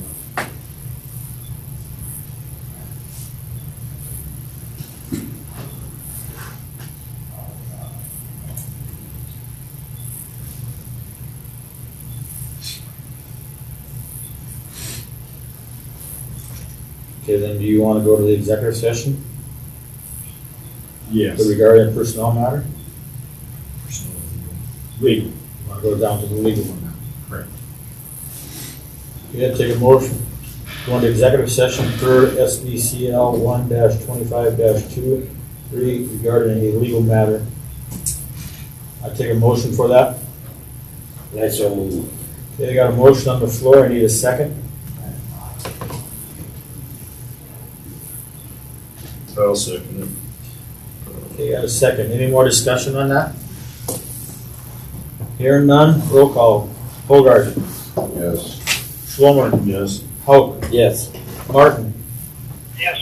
Schilling, yes. Motion passed.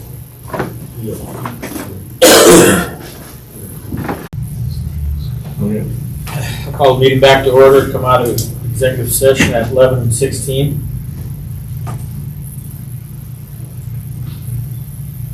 Okay, Josh, where you at? I won't need the next bullet item, Mr. Chairman, for the personnel matter, for the other exec session, excuse me. Correct.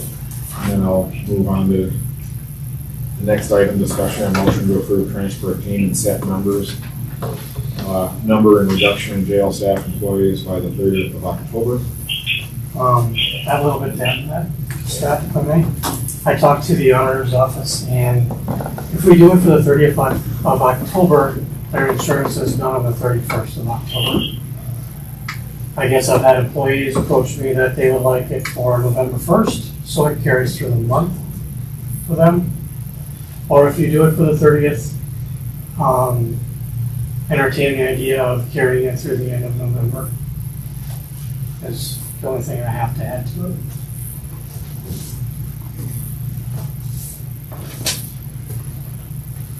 I guess I, just me being me, it's just, I would think that would be the fair way of doing it. I don't know what the rest of you guys are thinking. How many employees do you have with insurance? I would say damn near all of them, except maybe the last 3 that got hired. Seeing some they haven't been here 3 months yet to be eligible. So probably 8 to 9, 7 to 8.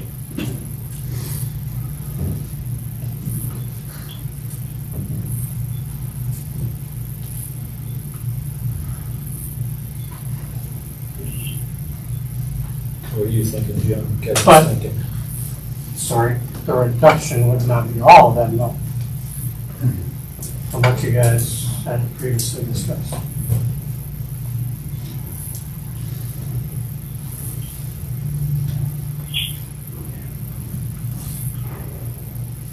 What are you thinking for transport team? How many? I guess the, The last number that we talked about was 6 to 8.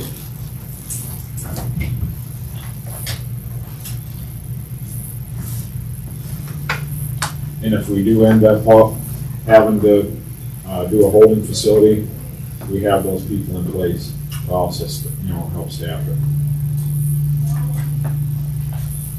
I thought that's where we were at, was somewhere in that 6 and 8. What do you think? You got 8 full-time employees now. I am down to 9 or 10, because I had a couple drop off already. And I haven't filled anything obviously. You think 8 will be enough with putting 2 or 3 in that facility on Monday? Yeah, Yes, Jim. What are you gonna do for the rest of it for housing prisoners? That's, you guys gotta come up with a plan here with regard to the whole 24/7 of who's gonna transport, who's gonna house for 24/7, 365. Not just Mondays. That's why we met with Mobridge last night. Because right now, where are we housing prisoners that are waiting transport, and who's transporting? We've been picking up and transporting. Okay. Upon arrest. Okay. What if they need to be held, where are they going? currently, Like, say there isn't, There isn't a holding facility right now. We just have the 2, and that's very minimal because they don't staff it with the PD 2 holding cells. But well, we need to 2 to 4 determine what hours our tops. holding cells are gonna be for the interim, if we're gonna transport and all that business. You guys have a lot of stuff that you need to get figured out today, because we're already closed. So, And I think the temporary housing for court and stuff, if the commission agrees with it after our discussion in exec session, I mean, I think that's a viable option and we need to try and look at that, but can do it for minimal holding.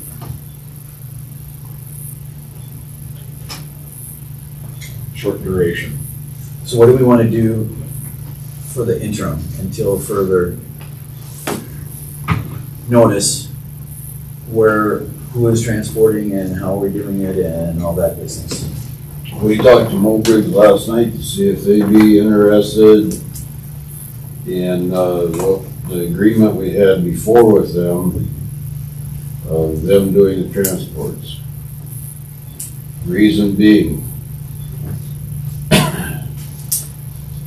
and more than my opinion, it is illegal for our sheriff's department to pick up somebody that Mobridge arrests to transport to jail. It is the responsibility of the arresting officer or agency to transport to the jail on record. He's referring to an attorney general's opinion. Mr. State's attorney, just so you're aware. And you guys are aware that we've been transporting Mobridge's prisoners over here since I've been state's attorney. Which is, according to this, illegal. So are we? I don't know if it's a sending legality, it's whose responsibility is it to transport. The Attorney General's opinions states, So are we setting ourselves up for another lawsuit? Again, it's just an Attorney General's opinion. You can take it for what it's worth. That's all up to you guys. But we've already been transporting for Mobridge since I've been state's attorney and probably before, so. But whether we're gonna get sued over it, I can't say. Everything's liability. Just what the probability of that is. And if we are going to require them, have we notified the highway patrol? It was there at the meeting last night also. And are they gonna be willing to transport all the way to Roberts County? Because that's something you need to work out, because if they're not gonna transport, you're losing the whole agency from Walworth County. Since they have a trooper assigned already, they have 2 troopers in the county, they're gonna have a 3rd one. But if they're not gonna transport, that kind of defeats the purpose of having them. And I would assume they're gonna look at that.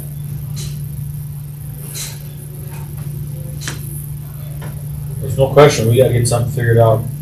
I agree. That's why, What do you want, the main thing we need to decide now is what do you want to do for the interim? Up until you make another decision. We gotta have something in place. After visiting with our attorney, can we use this facility for temporary holding for all of them until, say, Mobridge brings theirs over here and we hold them here until we find a place, a bed for them? Or temporary holding is what he said. And then transport them, instead of trying to reclassify the Mobridge or staff that one? We can use this one, right? Correct. And I have For up to 8 hours, I would recommend, if you're going to do it. I would call it a gray area. Yes. Also, you guys need to decide who's gonna transport prisoners. We haven't even gotten there yet. that's where that's why we met with Mobridge. What I'm saying is we need to have something now, interim, until you get a deal cut with somebody else. Because it can't still, I mean, it's been up in the air since you guys made the motion to close. And it's been all over the board on what we're doing. You need to have a plan as far as who's getting paid, who's doing what, and all of that until you get an agreement in place with Mobridge or whomever. But you need a plan right now. As far as what are you gonna do with the jail, what are you gonna do with the jail staff, what are you gonna do for transporting prisoners, and what are you gonna do with holding them? So, Davis, are you catching all this? I'm catching it all, yeah. Okay. The only thing that I'm hoping that we're gonna get by with is, I'm guaranteeing that attorney out of Rapid City is gonna watch this. that's right. So I guess I'm just hoping and praying that we could even do what we're asking. That's a possibility, you're absolutely right. And I think we need to get our insurance linemen involved in this also to see what they're saying we can do. Who was that, Kevin, that you talked to? Jay Feifel.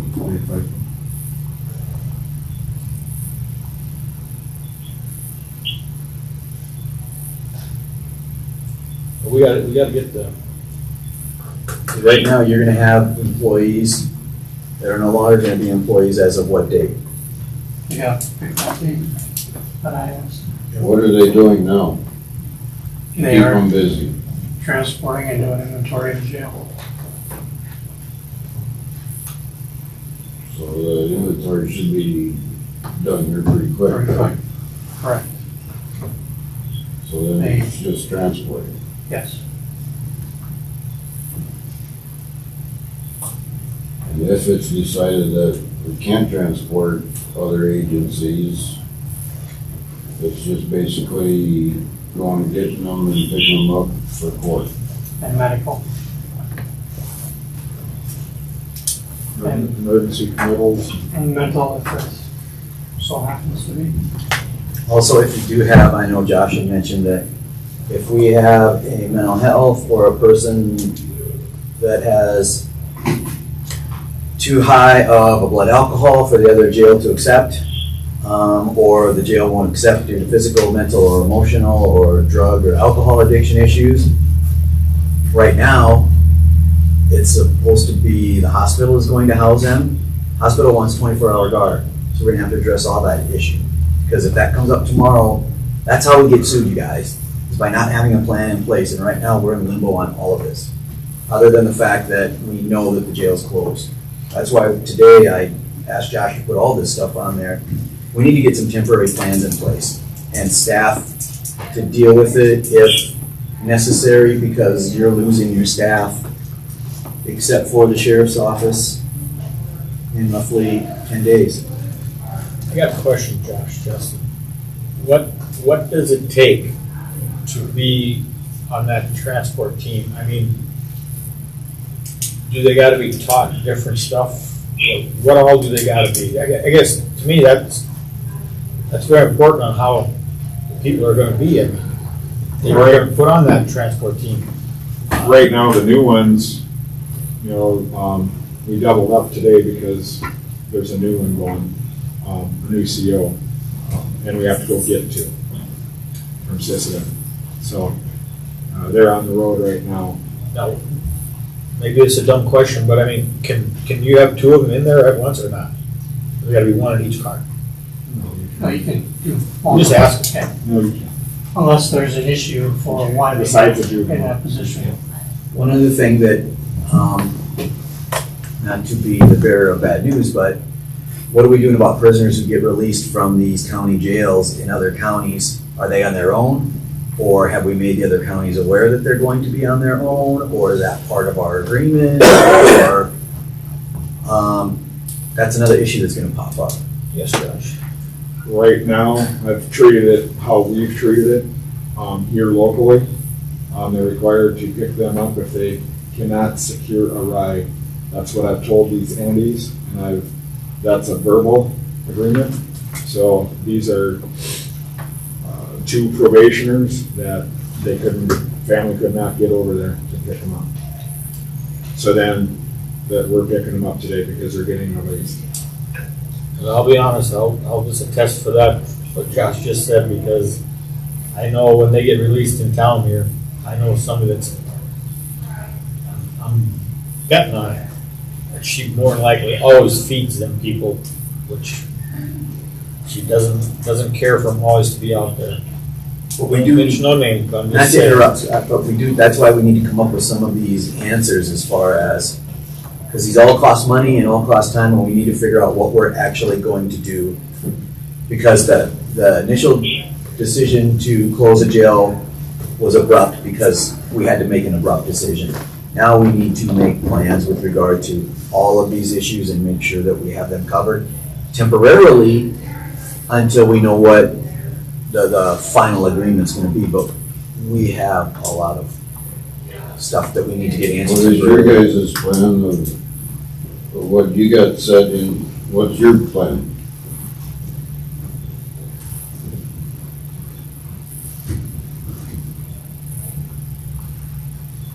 Plan on what we're doing so far. How many, what's your staff gonna do? When's your last day you're gonna have them? What are you gonna That's what have we for need transport? that's what we need to discuss, because, I mean, Have you guys put a plan together yet, or? I've done several plans. I've met with the hospital to secure beds for emergency committals, as far as high your intoxicated individuals, stuff like that. Your staffing? Staffing, they've all been talked to, they all know that the 30th was a tentative date until I've asked for something different today. They are to email or contact myself or the sheriff if they are interested in being on the transport team. From then, their deadline for that is this Friday. From then, the team will be picked, and then we will move forward from there. I am working on the training aspect of the transport team and what will they require of them in the meantime. How many hours a week do you foresee them working? The discussion was 40 hours a week. So do you have an idea of how many employees you're gonna need? And I would assume that's all you're gonna have is people labeled as transport officers. Correct. You're not gonna have any jailers or anything like that, they're just gonna be Correct. responsible for housing. Responsible for the temporary housing if so chosen, and then the transportation until something gets hashed out. So these same people can do both positions, Correct. temporary housing and transport. Correct. And if you have people on the road, and this is mainly Mondays, you have people on the road Monday picking up prisoners, you're probably gonna need everybody working Mondays. Mondays will be. a heavy day. Transporters, supervisory, people to bring them over to court. Yeah, Monday will be the heavy day. So how many do you think you need then to cover all the issues that just popped up, like housing, someone at the hospital where they're gonna need to be put under guard? Who's going to do that? The transportation, where are we gonna have them transport? Or, because if we're going to tell the municipalities and the highway patrol and everybody else, this is your responsibility, the only time we're gonna need to transport them is when they have to come back to court. Also, are we picking them back up, which is going to create a whole nother issue of, well, so-and-so bonded out at 2:00 in the morning on Friday, we need to send a transport officer to go pick them up from Sisseton to bring them back to county seat, which would be Selby. Realistically, is it going to be Selby or is it going to be Mobridge if they're from Mobridge? I got one question. I know you were gonna say something, Josh, but what time, what time does court generally start, about 9? We have morning court anywhere from 10 o'clock, 10:30, 11, and then we have 1 o'clock and 1:30, which is 1:30 And magistrate. Well, I was just curious about 3 o'clock for A&M. when, let's say they're at Cisco, I'm just going to. You're gonna need to have people here by 10 a.m. And you can probably figure that they will be out of here by 5 p.m. It's 4 hours over Cisco, correct?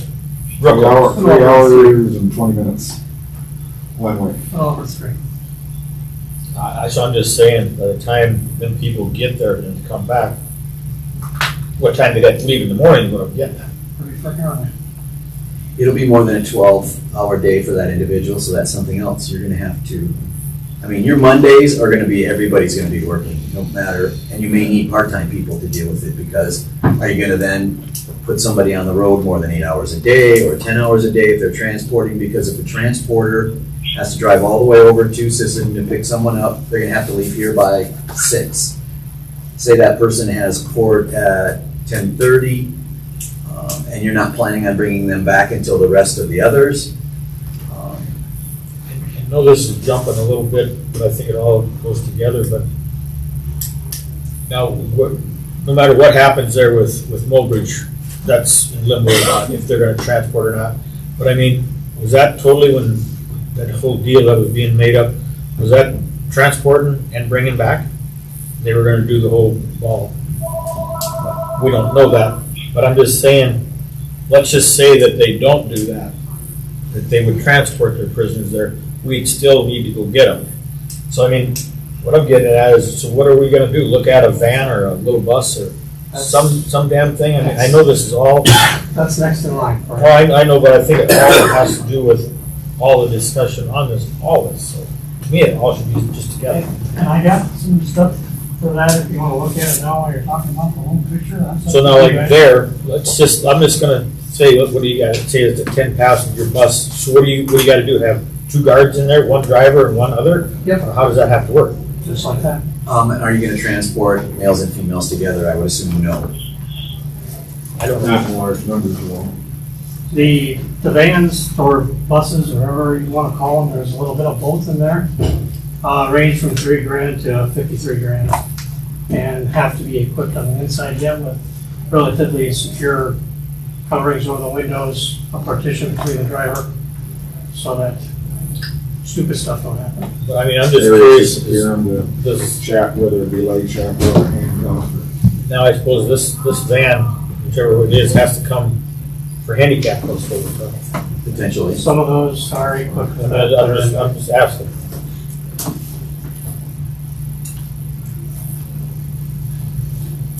Yes, John. If we're gonna require, let's say the city of Mobridge and highway patrol to transport their prisoners from the initial arrest to the jail, if they've got one that's got to go to the hospital for mental or too high in alcohol or drugs, they'll have to furnish that guard there then, right? That agency, you mean? Yeah. I don't. So basically, we just become a Jamie might sanctuary. be- I missed the question, I was listening to Josh, I'm sorry. We're gonna require Mobridge and the Highway Patrol to transport their prisoners from arrest to the jail. If they get one that is too high in alcohol or drugs or something, be accepted at that jail, they're gonna have to provide the guard at the hospital until they can be transported, right? I don't know the answer to that. Again, I don't think it's ever been decided. All we have is the Attorney General's opinion as with regard to transporting. I don't think the Attorney General's opinion goes into unusual circumstances, but we are gonna have problems with people whose blood alcohol are extremely high, which we may not think is extremely high because we do them all the time. But we had an individual who was booked in and had a blood alcohol of 0.37 the other day. Over 0.3 blood alcohols are not unusual, but to most people who don't drink, they would be dead or comatose. Which then, we understand that because we deal with them all the time, that, okay, yeah, this person probably can't go cold turkey, or if they do, they have to be monitored. If we cut them off, because they're probably under the influence and drinking alcohol all the time. So, but I don't know how other jails are gonna react to that if we bring somebody in that's got a blood alcohol of 0.3 or higher. Are they gonna accept that risk? And Sheriff Moore, you're over here, we deal with that all the time. Right, in response to Jim's question, once a person has been delivered to the jail, he becomes property of the county. Yes. Then it would take the highway patrol off, they wouldn't have to stand guard. The county's responsible once they've been delivered to the so-called jail. But if they've gotta go to the hospital and be monitored for a day or two, that agency has to, Prior to lockup, yeah. that's something you probably have to work out with the highway patrol. Or the city, or whomever, that's a gray area, we don't know the answer to that one. You could say, yep, it's the city's problem, or it's the county's problem, I don't know the answer.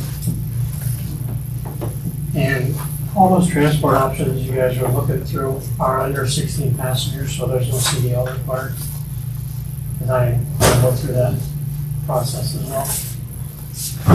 So of all the employees that we're talking about here, would they all qualify or would they all be willing, interested in doing transportation? I've heard from probably 6 of them so far that are interested. There's still some to get back to me. Like I said, they have to Friday this week. Some just, yeah, not everybody's gonna make it, obviously.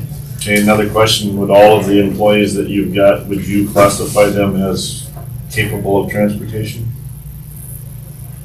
Or is there some that you would say, Yeah, probably not? That's what I mean by some are not gonna make it on the team. The team will fill itself up with the ones that are capable and able and interested in it. As long as we agree that they can probably handle that part of it, especially if they're gonna be armed. I would think you would have, out of all the employees, you would have longevity in there that would have a little bit higher ranking. Somewhat. And then also you would have qualifications of individuals that would push them up on the list as far as a transportation officer. And to make sure their background doesn't affect the carry aspect of anything. Do you ever transport, or can you ever transport with one individual? If you have an individual in the vehicle, can one officer transport? Certainly. Yes. If Depends on the it's, situation. if it's the car, Tahoe, or something like that, yes. If it's the bus, it's gonna be 2. Because one of the comments that we've talked about is the possibility of going to another jail and trying to make an arrangement or agreement with them to where we know all of our inmates would go to one location. That would make a lot of difference to me as far as a van option would make a whole lot more sense. But if we're going to have inmates in 5 different locations, Van wouldn't. then a van doesn't seem to make a lot of sense to me if we're gonna go pick up one here and one there and one there. I understand. To move forward, I know we had talked at one point in time as far as the number of employees needed on a transport team, and I think this is a total guessing game as of this point right in time. But, and I don't know if this is the right procedure, right direction that we should be going as far as the order that we're looking at them here. But I would say that if we're going to do set a number today, I'm trying to get this wrapped around here, my brain wrapped around this whole thing as far as, I know it's hard to find guys, it's hard to keep them on, to bring them on, but it doesn't seem to make sense to hire and keep 8 guys on as an example if we only need 4.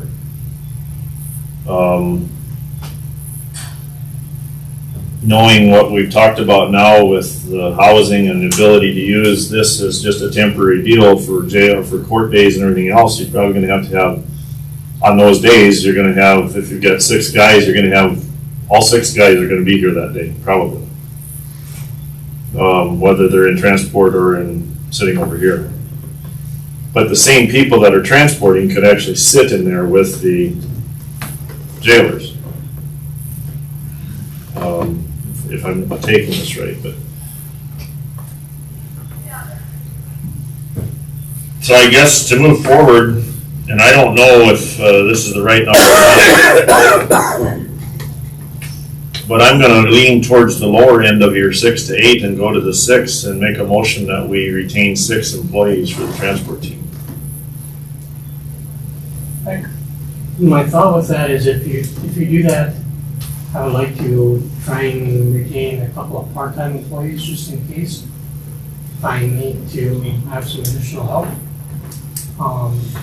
Doesn't have to be the ones I have. I do got 1 or 2 part-time people now. But just in case it's needed, I mean, you're gonna save on the benefits anyway. They're not gonna cost you as much if I do utilize them. Jamie, you guys, your hand. Was that, Commissioner Schlomer, was that also with the idea that we're just going to use the jail for prisoners on Mondays to hold them Just a temporarily until they can get to court? Temporary holding facility.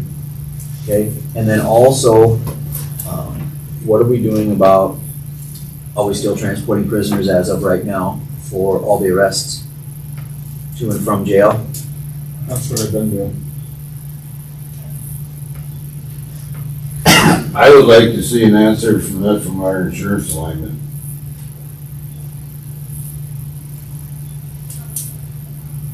Because they're the ones that are gonna be,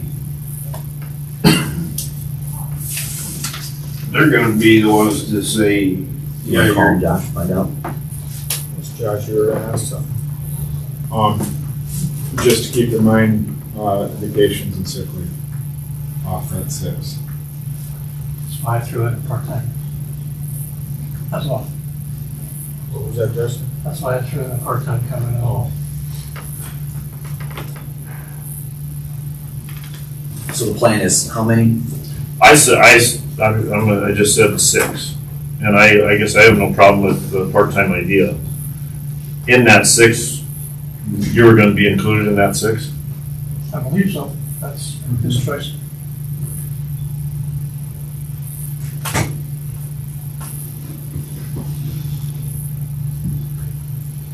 Okay, so what was your motion you said, Marion? Motion to retain 6 for transport team. And then do you want to set part-time numbers, or is that included in there, or how do you want to do that, Commissioner Schlomer? I would say with 2 part-time. 6 plus 2 part-time?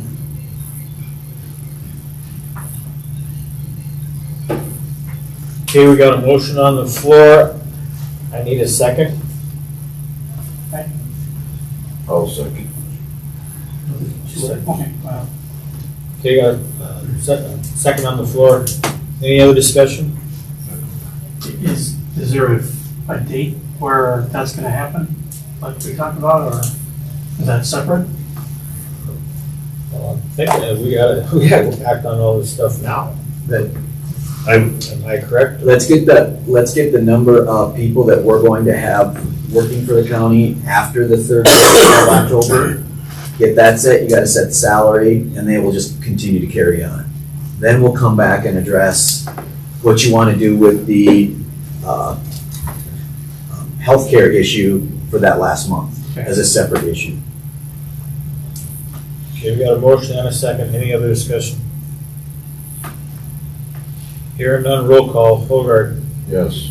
Schlomer. Yes. Hauk. Yes. Martin. Yes. Schilling, yes. Motion passed. And then would you be keeping them at the same pay grade and promotion system and all of that as a jailer, or differently, or how are you going to do that? Yes, yes. My thoughts, if you lower that wage, I don't know if I'm gonna retain any of them. Just throwing it out there. I was thinking more on your deal, you wouldn't be salary anymore. Okay. I wouldn't think so. I have no idea. What's jailers making now? 1668 to 1753. That's after their probation. Yep.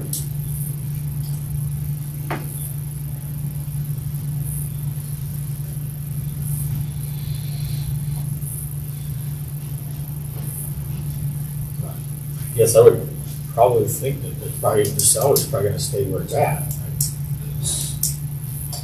That's what I would guess. Keep the salary the same, the longevity and all of that exactly the same? Schlomer, what do you think? For those I would say for everybody else, except for the salary. For Justin, I can't foresee him keeping his salary. Well, that's a decision you guys are gonna have to make. You're gonna have to take Is it gonna somebody be to a simple- coordinate all this stuff, and I would assume we would leave Justin in his position at his pay to coordinate all this, because that's gonna be a full-time job in itself. Getting the transports lined up, who's gonna do it, when and where, and so Josh and his staff doesn't have time for that. So basically, yeah, what do you wanna pay the one that's gonna be in charge of this team? I'm- Or who's gonna be in charge of this team? I'm just gonna throw this out there for right now. I think, this is how I'm looking at it, I think we should roll with this, because I don't, it's like Schlomer said a while ago, we're not real sure on everything. I think we should just roll with this and hope we got the team and see how it all goes. I'm just looking at Justin too. Don't you think maybe we should roll with this, see how it's gonna go, and then discuss this again? I'm just throwing that out there. You guys are the boss too. You guys make the decision. I'm just saying, I think we gotta get something going, because we're running out of time. Well, just to add in on that, I think Scott's right, we need to act on it, and it was, I mean, we're getting there. But as far as staffing and stuff, no one's gonna know that 100%. I'm gonna need a year under my belt to even guesstimate things. I have no idea.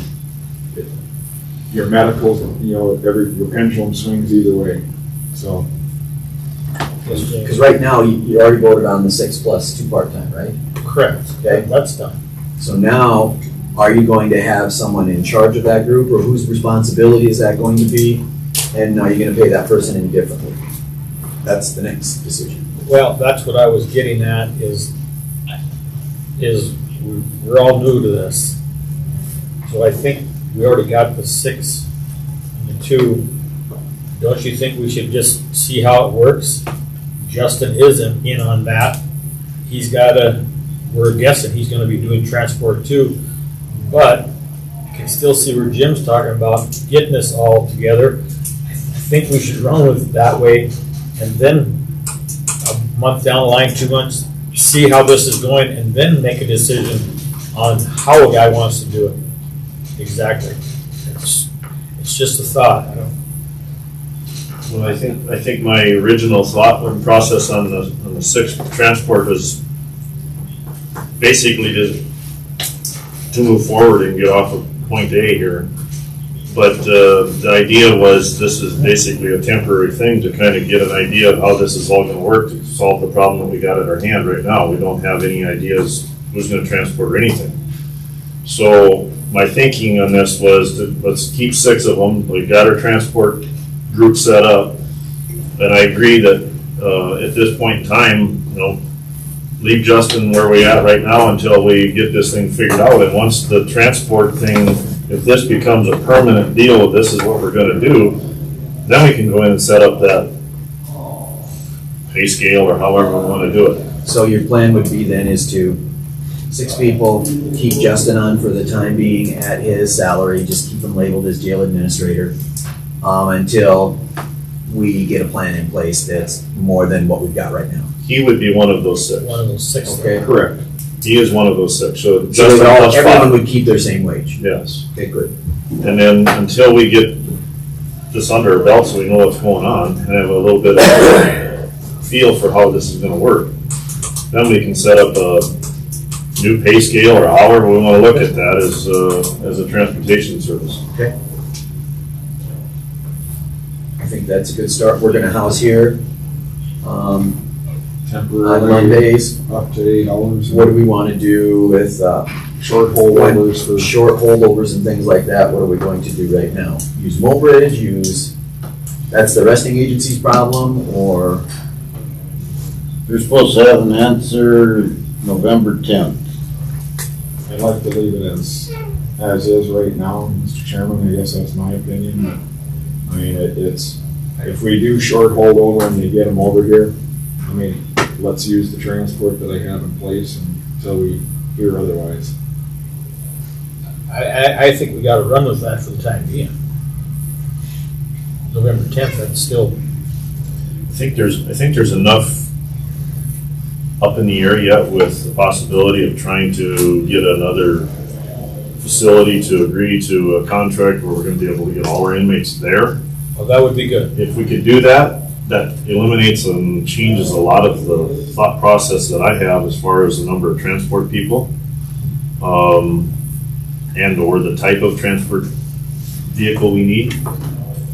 The other thing with that is, I mean, again, just to get us through this deal to where we can understand if this jail would do it, if Mulbridge would agree to do the transportation for us at a set fee, if that fee is cheaper or less based on what we've got for a transport team, I think we got to look at that. And if it all, to me, it's a number deal where what's the best for the county as far as overall the dollars spent. And until we can find that information out, I don't think we have I think we've got to take and make sure we got our bases covered here. So we're gonna run with the transport right now, as long as the insurance company says it's okay. Well, we don't have a choice. Right, okay.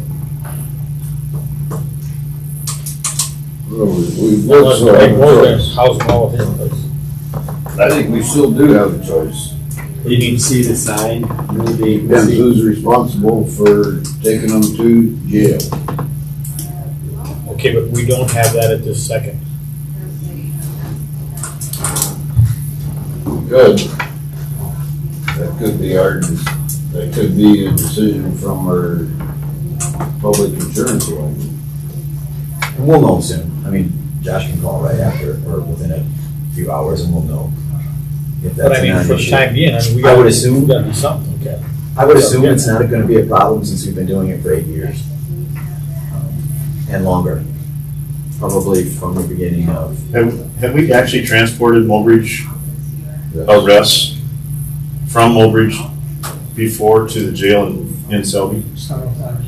Oh, several times when we've worked something with them. search warrants and stuff like that. I've done it when I've been over there serving papers, marrying and transported. Because I come If back, they I get busy, live we'll there. transport, pretty much. If they have one officer out and I'm out working and me and Travis are both out and I'm over there doing something, I'm coming back without transport. That makes no sense for them to, take that manpower out of Walworth when I'm coming back here.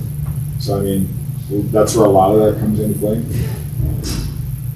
I was just gonna say, in '99, when I started, when I left town in the morning, my stop was Smokey PD. If they had one in holding cell and he had to ride over, I'd throw him over.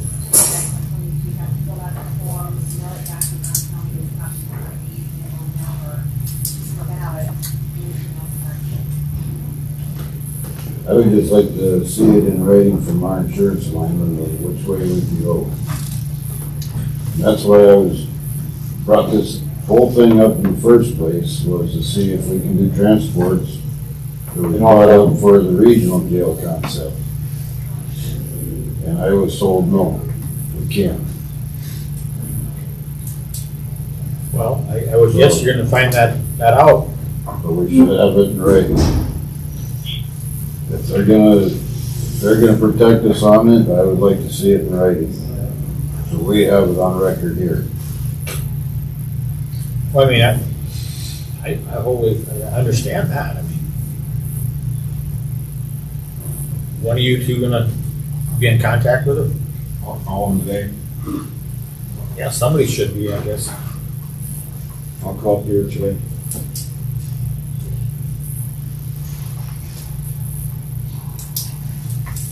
I don't know if there's anybody else with any other discussion, but to me, that next item where we're talking the large capacity transport van bus, I feel like needs to wait until we know what we've got coming down the pipe as far as potential for locking in a. I don't think anybody they were just getting priced together. It says a motion though. Our discussion and motion, we don't have to do it today. I wanted to get some quotes and at least show you guys what we were finding. There was one other thing I was gonna ask about any of them buses, I forgot. Do they have to be, there gotta be something in there where they all gotta be in cups, I take it. I mean, is there something in there that they gotta be latched to? Some of these vans it's a full insert.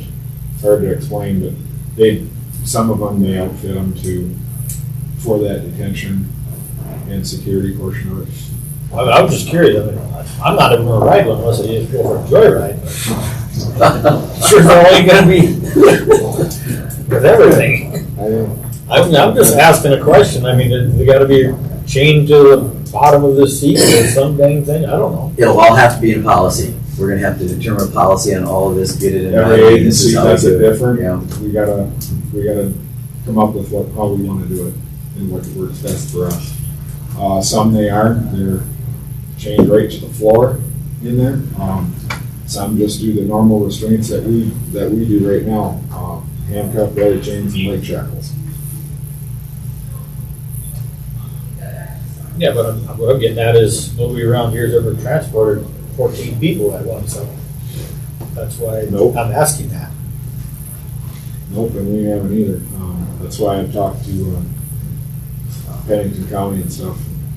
What does the shuttle do, Josh? They're shackled and they're not secure to the floor. That's the shuttle that runs around the state, transporting prisoners. State van and stuff like that. I would think there may be some liability about strapping someone to the floor in the case of an accident. Yeah. But again, that's all stuff that would. There's seatbelts. That's their Okay, phone. so I was just kinda curious, so. And the risk threat of the prisoner too is gonna dictate a lot of stuff, so. So we're all in agreement to move on where we're at right now? Yes, Judge. Is the big thing gonna be done? Insurance issue for the employees that aren't gonna be transferred over. What did you say if we kept them on till November 1st? And their insurance is good till the end of the month. Whatever day they So stop, they've got the month. to the end of the month.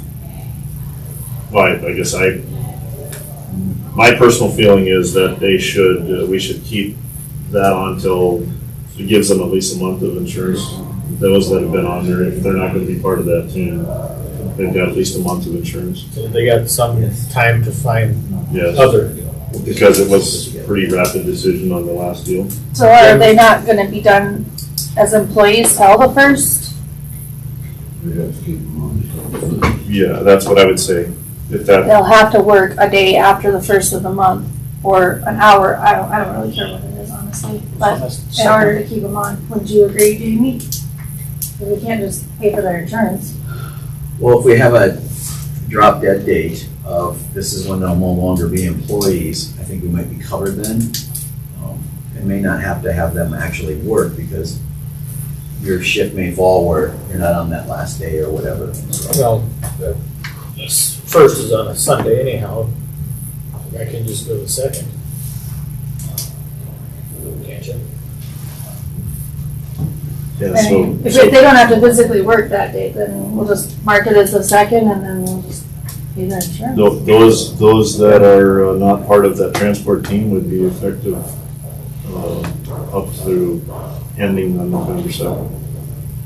because they would still be an employee on the first and second, and therefore their insurance would still be covered, right? Do you need a motion on that? Well, we never really made a determination before on, other than closing the jail, right? We didn't do anything on the staff as far as when they would be done, did we?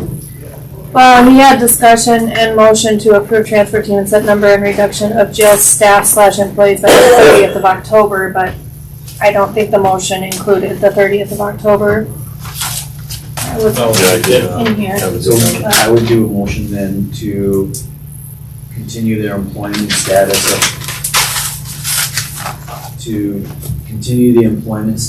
of non-transport team employees to the 2nd of November. I'll take a motion for that. I so mean, Jim and Kevin? You got a motion and a second on the floor. Any more discussion on that? Yes. So, team picked everybody done on the 30th, you're just calling it through to the second, or is it second yet? Team, go ahead. I would just say whoever the team is they're gonna continue working right through. Right. Yeah. I would just say make it effective November 2nd, Okay, Right. and that's what it is. that's what I want, thank you. Any other discussion? Here none, roll call. Bogart, Yes. Schlomer, Yes. Hauk, yes. Martin, Yes. Schilling, yes. Motion passed.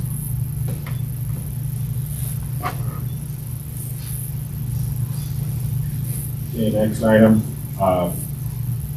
pay scale change to $16.58 per hour for Kyle Brown. Okay, I'll take a motion for that.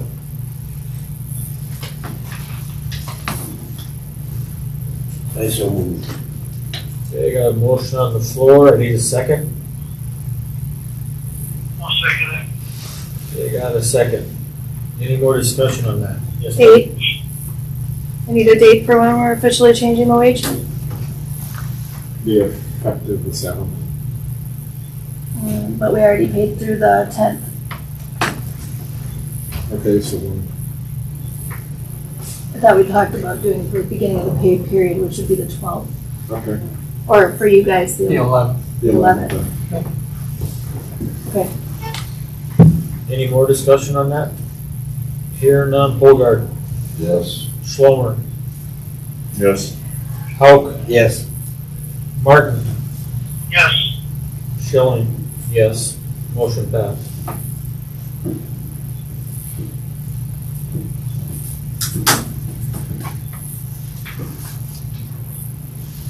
Jail board discussion. Kevin asked for that. I guess I'll go with that. I asked, put that on, just to let everybody know what's going on. As of right now, we have 5 counties that are going in with us to get started. That would be Campbell, Corson, Dewey is up in the air right now, but they did attend McPherson and who's the other one? Potter. McPherson doesn't know for sure what they're gonna do either. Right now, McPherson, is contracting with Brown County. Dewey County had a little bit of a problem. We took a vote. There's gonna be one share, or one voice per share. With 6 counties, there would be 9 shares. Walworth would have 3 shares, Corson would have 2, and the rest of them would have 1. Dewey thought everybody should have the same amount of say. I said, I don't have a problem with that as long as you pay the same amount of money. So, we did have a vote, and it was decided one voice per share. I guess the other thing is I was appointed as chairperson for the board. We are going to try to get a meeting with Governor Nome to see if we can possibly, being there's 6 counties involved, to see if we could get the state's attorney office to help draw a compact between the 6 counties to protect all the counties' rights and stuff. So we was trying to get the compact from Hughes County when they set that up, but nobody can find that compact anymore. So still waiting to hear from the governor's office. I'm sure she's out campaigning right now, but so that's kind of where we stand. Once we get this board, the paperwork for this compact done up, then we're gonna go ahead and decide which contractors we're using and building inspectors and everything else. But we're gonna have to put some money into an account. That's why we can't get the account set up until we get this compact.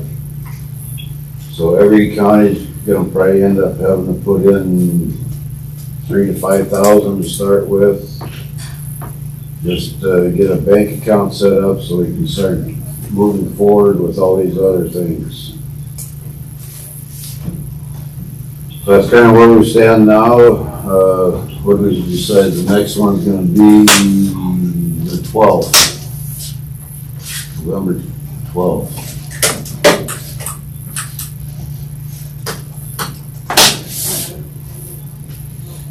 Changing them from Fridays to Thursdays, so. Who are all the representatives on there, Kevin? For the advisory board?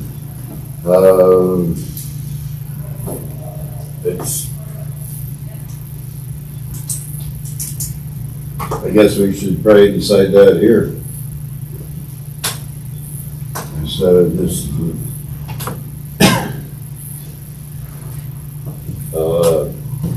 we had tentatively set myself, Marion, and Lyle Perman. It's up to you guys to, who do you want to see on the board? I would say Josh and Justin. Both of them? Yes.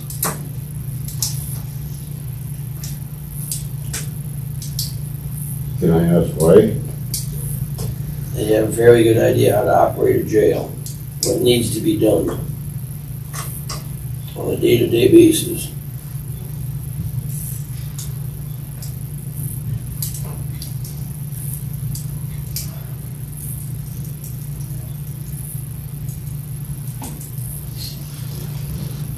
Okay. We have, I know,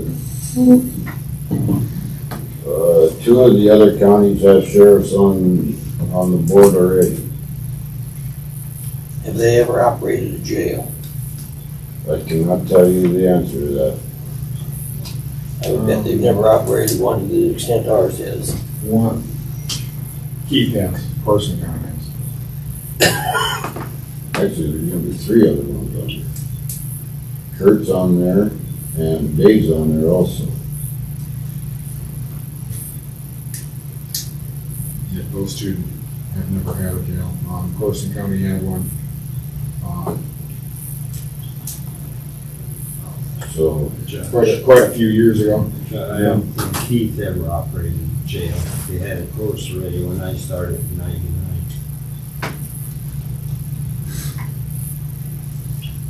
I'm not, I could see having one of you two on.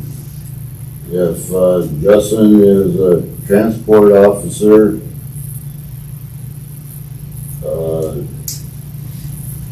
wouldn't really have anything to do with the jail.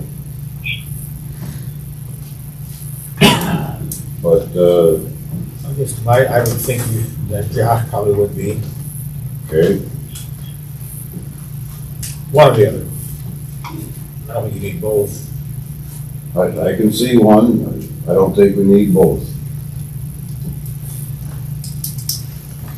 Yeah, it's up to you guys. I was, for this board, is thinking, needed some business people on there also.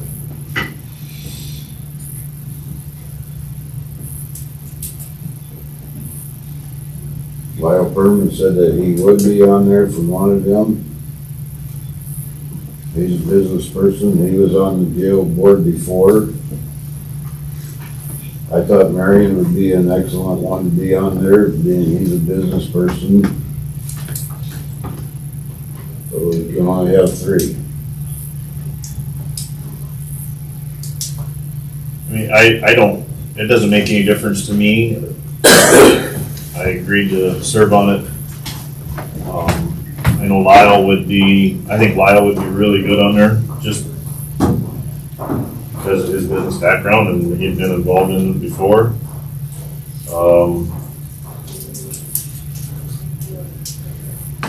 Being I'm not wanting to be a commissioner after the first year, I guess I mean, if you want to go with Sheriff and Lyle, that's up to you guys. I don't care.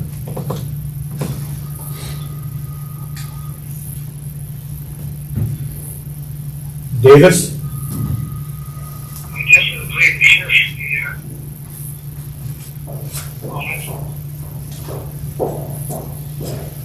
Check Justice.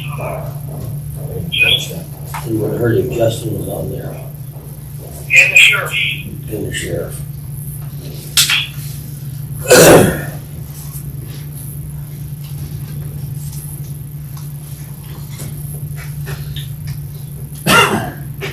I guess I'll make the motion, put Josh and Lyle and myself on there. Okay, I got a motion on the floor. I need a second. I would second that. Got a second. Any more discussion on that? I would move to amend that motion to include Kevin, Justin, and Josh. Justin and Hans, yeah.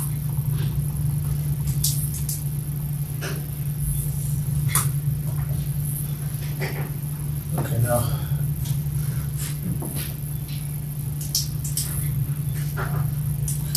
I'm trying to figure out exact words to use. You have a second. I have a motion and a second. So now you have to. Yes, Becky? I think somebody needs to second the amendment. You guys vote on that and then go back to the original, I believe. Okay. Doesn't have very often. Okay, I need a second on that amended motion. Is Jamie coming back? Yeah, Jamie is coming. We'll ask him. Just in time. Yeah, so we had a motion, Holgard made a motion, Schlemmer seconded, and then before anything else happened, Hauck made a motion to amend Holgard's motion. So I think we need a second on that. They would vote on the amendment and then the original motion, is that correct? Yes. You catch all that, Davis? No, what was that? What is the motion? Okay, so Holgard made a motion to put Josh, Kevin, and Lyle Perman on the jail advisory committee. And Schlomer seconded it. Then Hauk made a motion to amend Holgard's motion to have Holgard, Josh, and Walworth. But there has not been a second on that amendment yet. And that motion was by Jim? Yeah. Did you understand that, Davis? Not very well. Who you got on there? Kevin made a motion to put himself, Lyle Perman, and Josh on that committee, and Marion Schlomer seconded it. I made a substitute or amended motion to put Kevin, Justin, and Josh on there. And now we're waiting, we need a second when the chairman calls for that. I'll second yours. Okay, I'll call for a second. Any other discussion on that? Hearing none, roll call. Holgard, Nay. Schlomer, No. Hauk, Yes. Martin, Yes. Schilling? No. Motion failed. So now you're back to your original motion. Now we got a motion and a second on the floor. Any other discussion on that? Hearing none, roll call. Holgard, Yes. Schlomer, Yes. Hauk, No. Martin, No. Schilling, yes. Motion passed.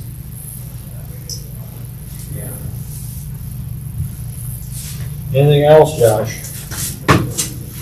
No, Thank you. I will let you know what the response is from insurance.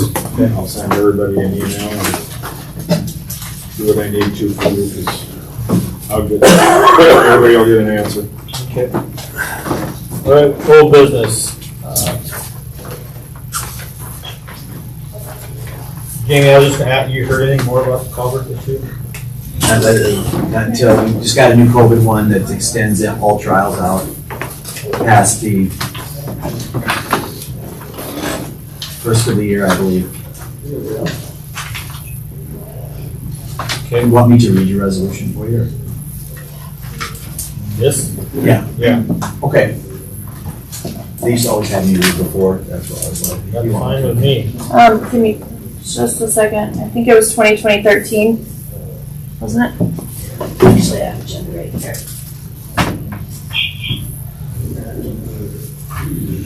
Yep. Not. 2013. No, 12.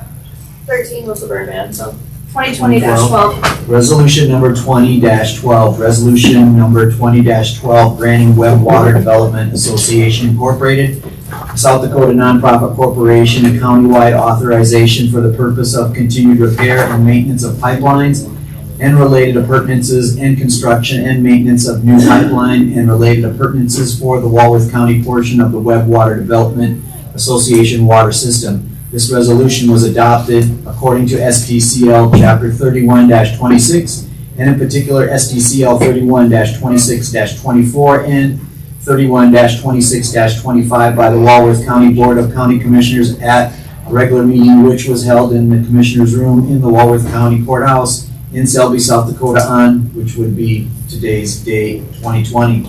Due notice of said hearing was given by mail in strict compliance with the requirements of law. All commissioners were present. After discussion, the following resolution was number 2012, I'm sorry. And upon motion duly made, seconded, and carried, was unanimously adopted. Be it resolved that Web Water Development Association, Inc. is allowed and permitted to run underground pipelines and appurtenances for transmitting water and all purposes for which said corporation was formed, along with all rights of way between all sections in Walworth County, South Dakota, so long as said transmission and distribution pipe is buried so as not to interfere with the buildings of any roads or causing any liability to the county. Be it further resolved that where the pipeline is installed in the public right-of-way, such right-of-way must be restored to as near its original condition as is practical with normal construction methods. Be it further resolved that the installation of such pipelines and appurtenances in the public right-of-way will conform to plans and specifications to be submitted to the county prior to construction for review and comment, and must include the following conditions. Number 1, notice prior to starting work. Before starting construction work, the county road superintendent or other designated employee of the county will be notified at least 48 hours in advance of the time work is to begin. Number 2, minimum interference with traffic. All work will be planned and carried out so as to minimize inconvenience to the traveling public. Number 3, storage of material. No material may be stored within 8 feet of the edge of the pavement or traveling way or within the shoulder line unless otherwise approved by the county superintendent. 4, cleanup right of way. Upon completion of work, litter will be removed from the right of way and it will be left in as presentable a condition as before work started. Number 5, care of drainage. If the contemplated work interferes with established drainage, provisions will be incorporated in the project during construction to maintain normal drainage. Number 6, location plans. Upon completion of the work, a copy of the record drawing will be furnished to the county for their use and their records and use. Number 7, maintenance. The pipelines and appurtenances placed in the county right-of-way will be maintained and reasonable care exercised in inspecting and repairing any portion of the right-of-way which occurs as a result of the operation and maintenance of the pipelines and appurtenances. 8, paved and FAS feature paved roadways. Pipelines installed perpendicular to asphalt or concrete paved roadways will be installed in casings or otherwise placed underneath the pavement without disturbing same. Pipelines installed longitudinally in the right-of-way will be by an open cut. Minimum of 1/2 of paved surface will be left clear and open to traffic at all times. All lanes will remain clear and open during the hours of darkness. Number 9, gravel and other roadways. Pipelines installed transversely or longitudinally in a graveled or other road right-of-way will be an open cut method. Roadways will be closed during construction for crossing provided a detour signing is maintained. All lanes will remain clear and open during the hours of darkness. Pipelines installed longitudinally in the right-of-way will be by an open cut.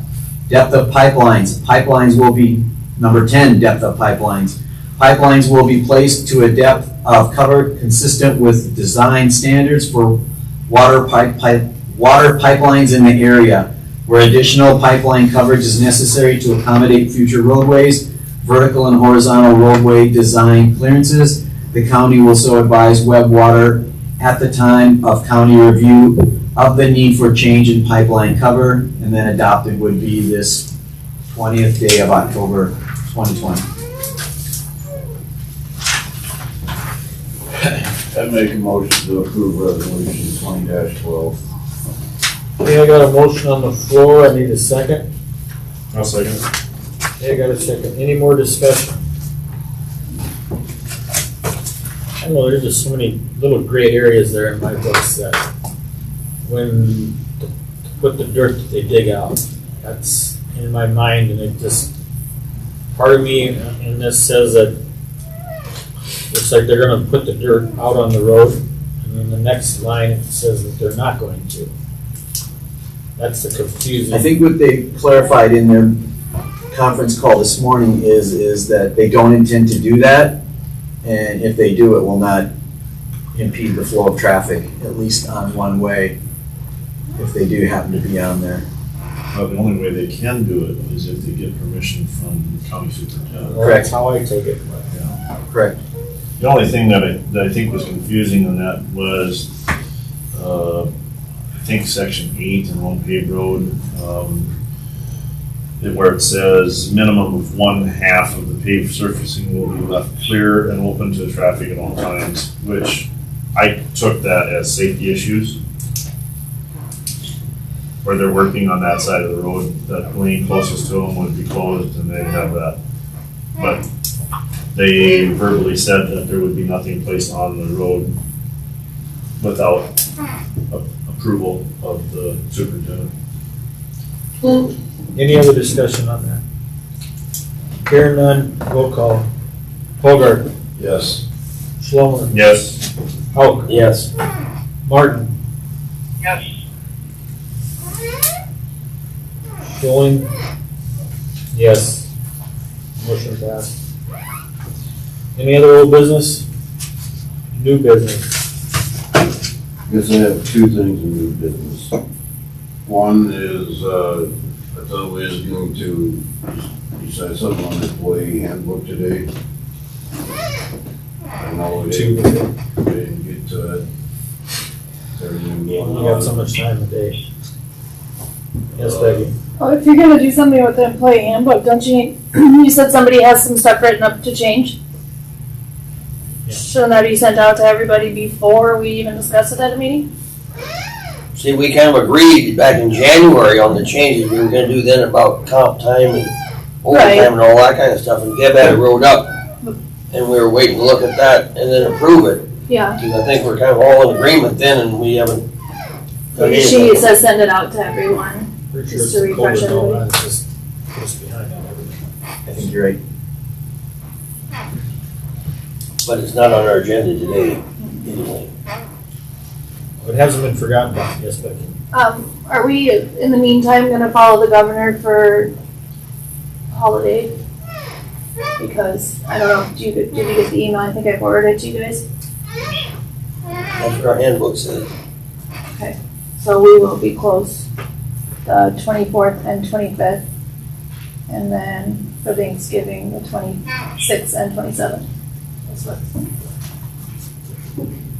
I'm understanding.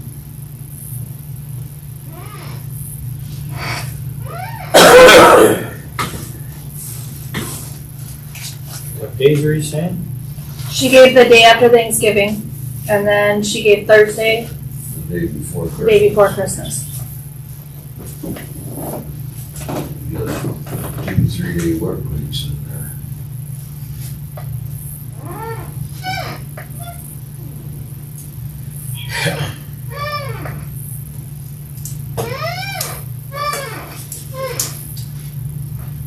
Did we ever decide that today? No, but it would be nice for people to start planning their holidays, if we know that we're gonna That's what our handbook get those says. off. Whatever the Okay. handbook says, that's what we gotta go by right now, Okay, and that's what we're gonna as do. far as I know. Any other new I business? got one question. Becky, are we gonna meet in November on the 6th, It's the 5th. on the 5th on Thursday to? Yeah, that's when we set Yeah. our meeting date, and that's when we were scheduling the public hearing. However, I did check with the courtroom was available at the time, and then since then, I guess they scheduled something else in there. So, I don't know what you guys want to do about that, but I talked to Gary about it, he said don't worry about it, so I just know that the meeting is still scheduled for the 5th, unless you guys want to change it to the 6th. But I think there was an ad sent to the paper, which could probably be re-advertised if needed. But we should probably discuss that, yeah.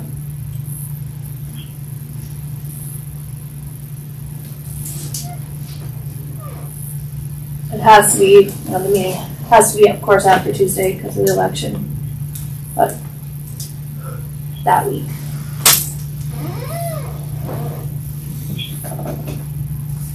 Don't we usually do that like on Thursday? Thursday or Friday, it's one or the other, it's varied. I just have to have the canvas to the state by Friday at 5. We should probably do it on Thursday, huh? That's what we were planning on doing, but like I said, Gary wanted to have that public hearing with KLJ. And maybe the courtroom would be available Friday since it's no longer available on Thursday. But that may be something we want to talk to Gary about. As of now, we're planning on the 5th. Yeah, I think let's leave it like that for right now, and if it needs to change, then we will. Okay. Kevin, do you have anything else? I have one more other thing.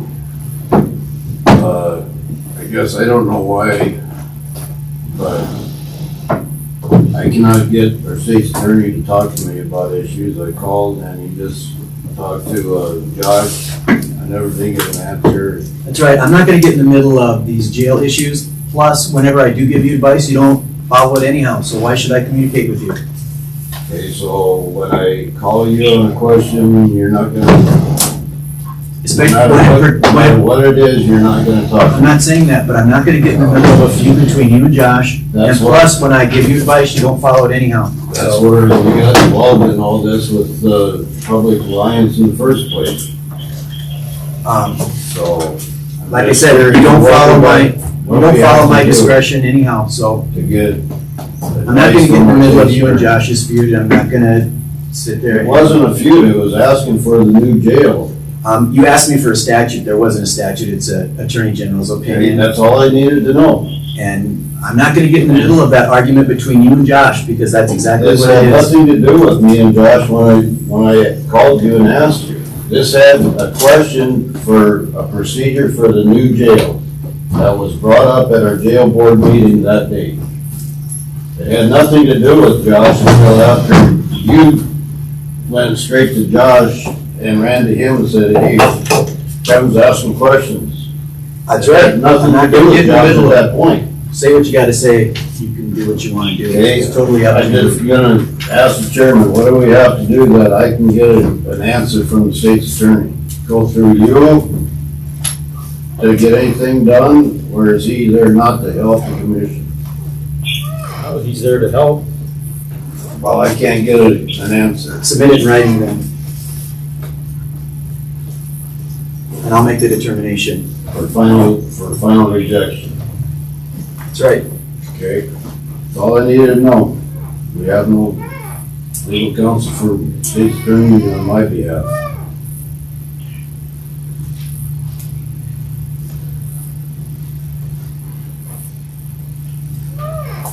I move for adjournment.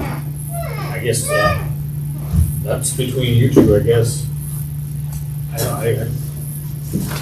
I'm just here too. I just ask my questions and he answers my questions. But he won't even talk to me, so. Pardon me? You guys have a motion on the floor? Got a motion on the floor to adjourn. Need a second. No second. Got a second. All in favor, say aye. Aye. Motion passed. We'll see you, Davis. Talk to you later. Thanks, Davis. We'll see ya.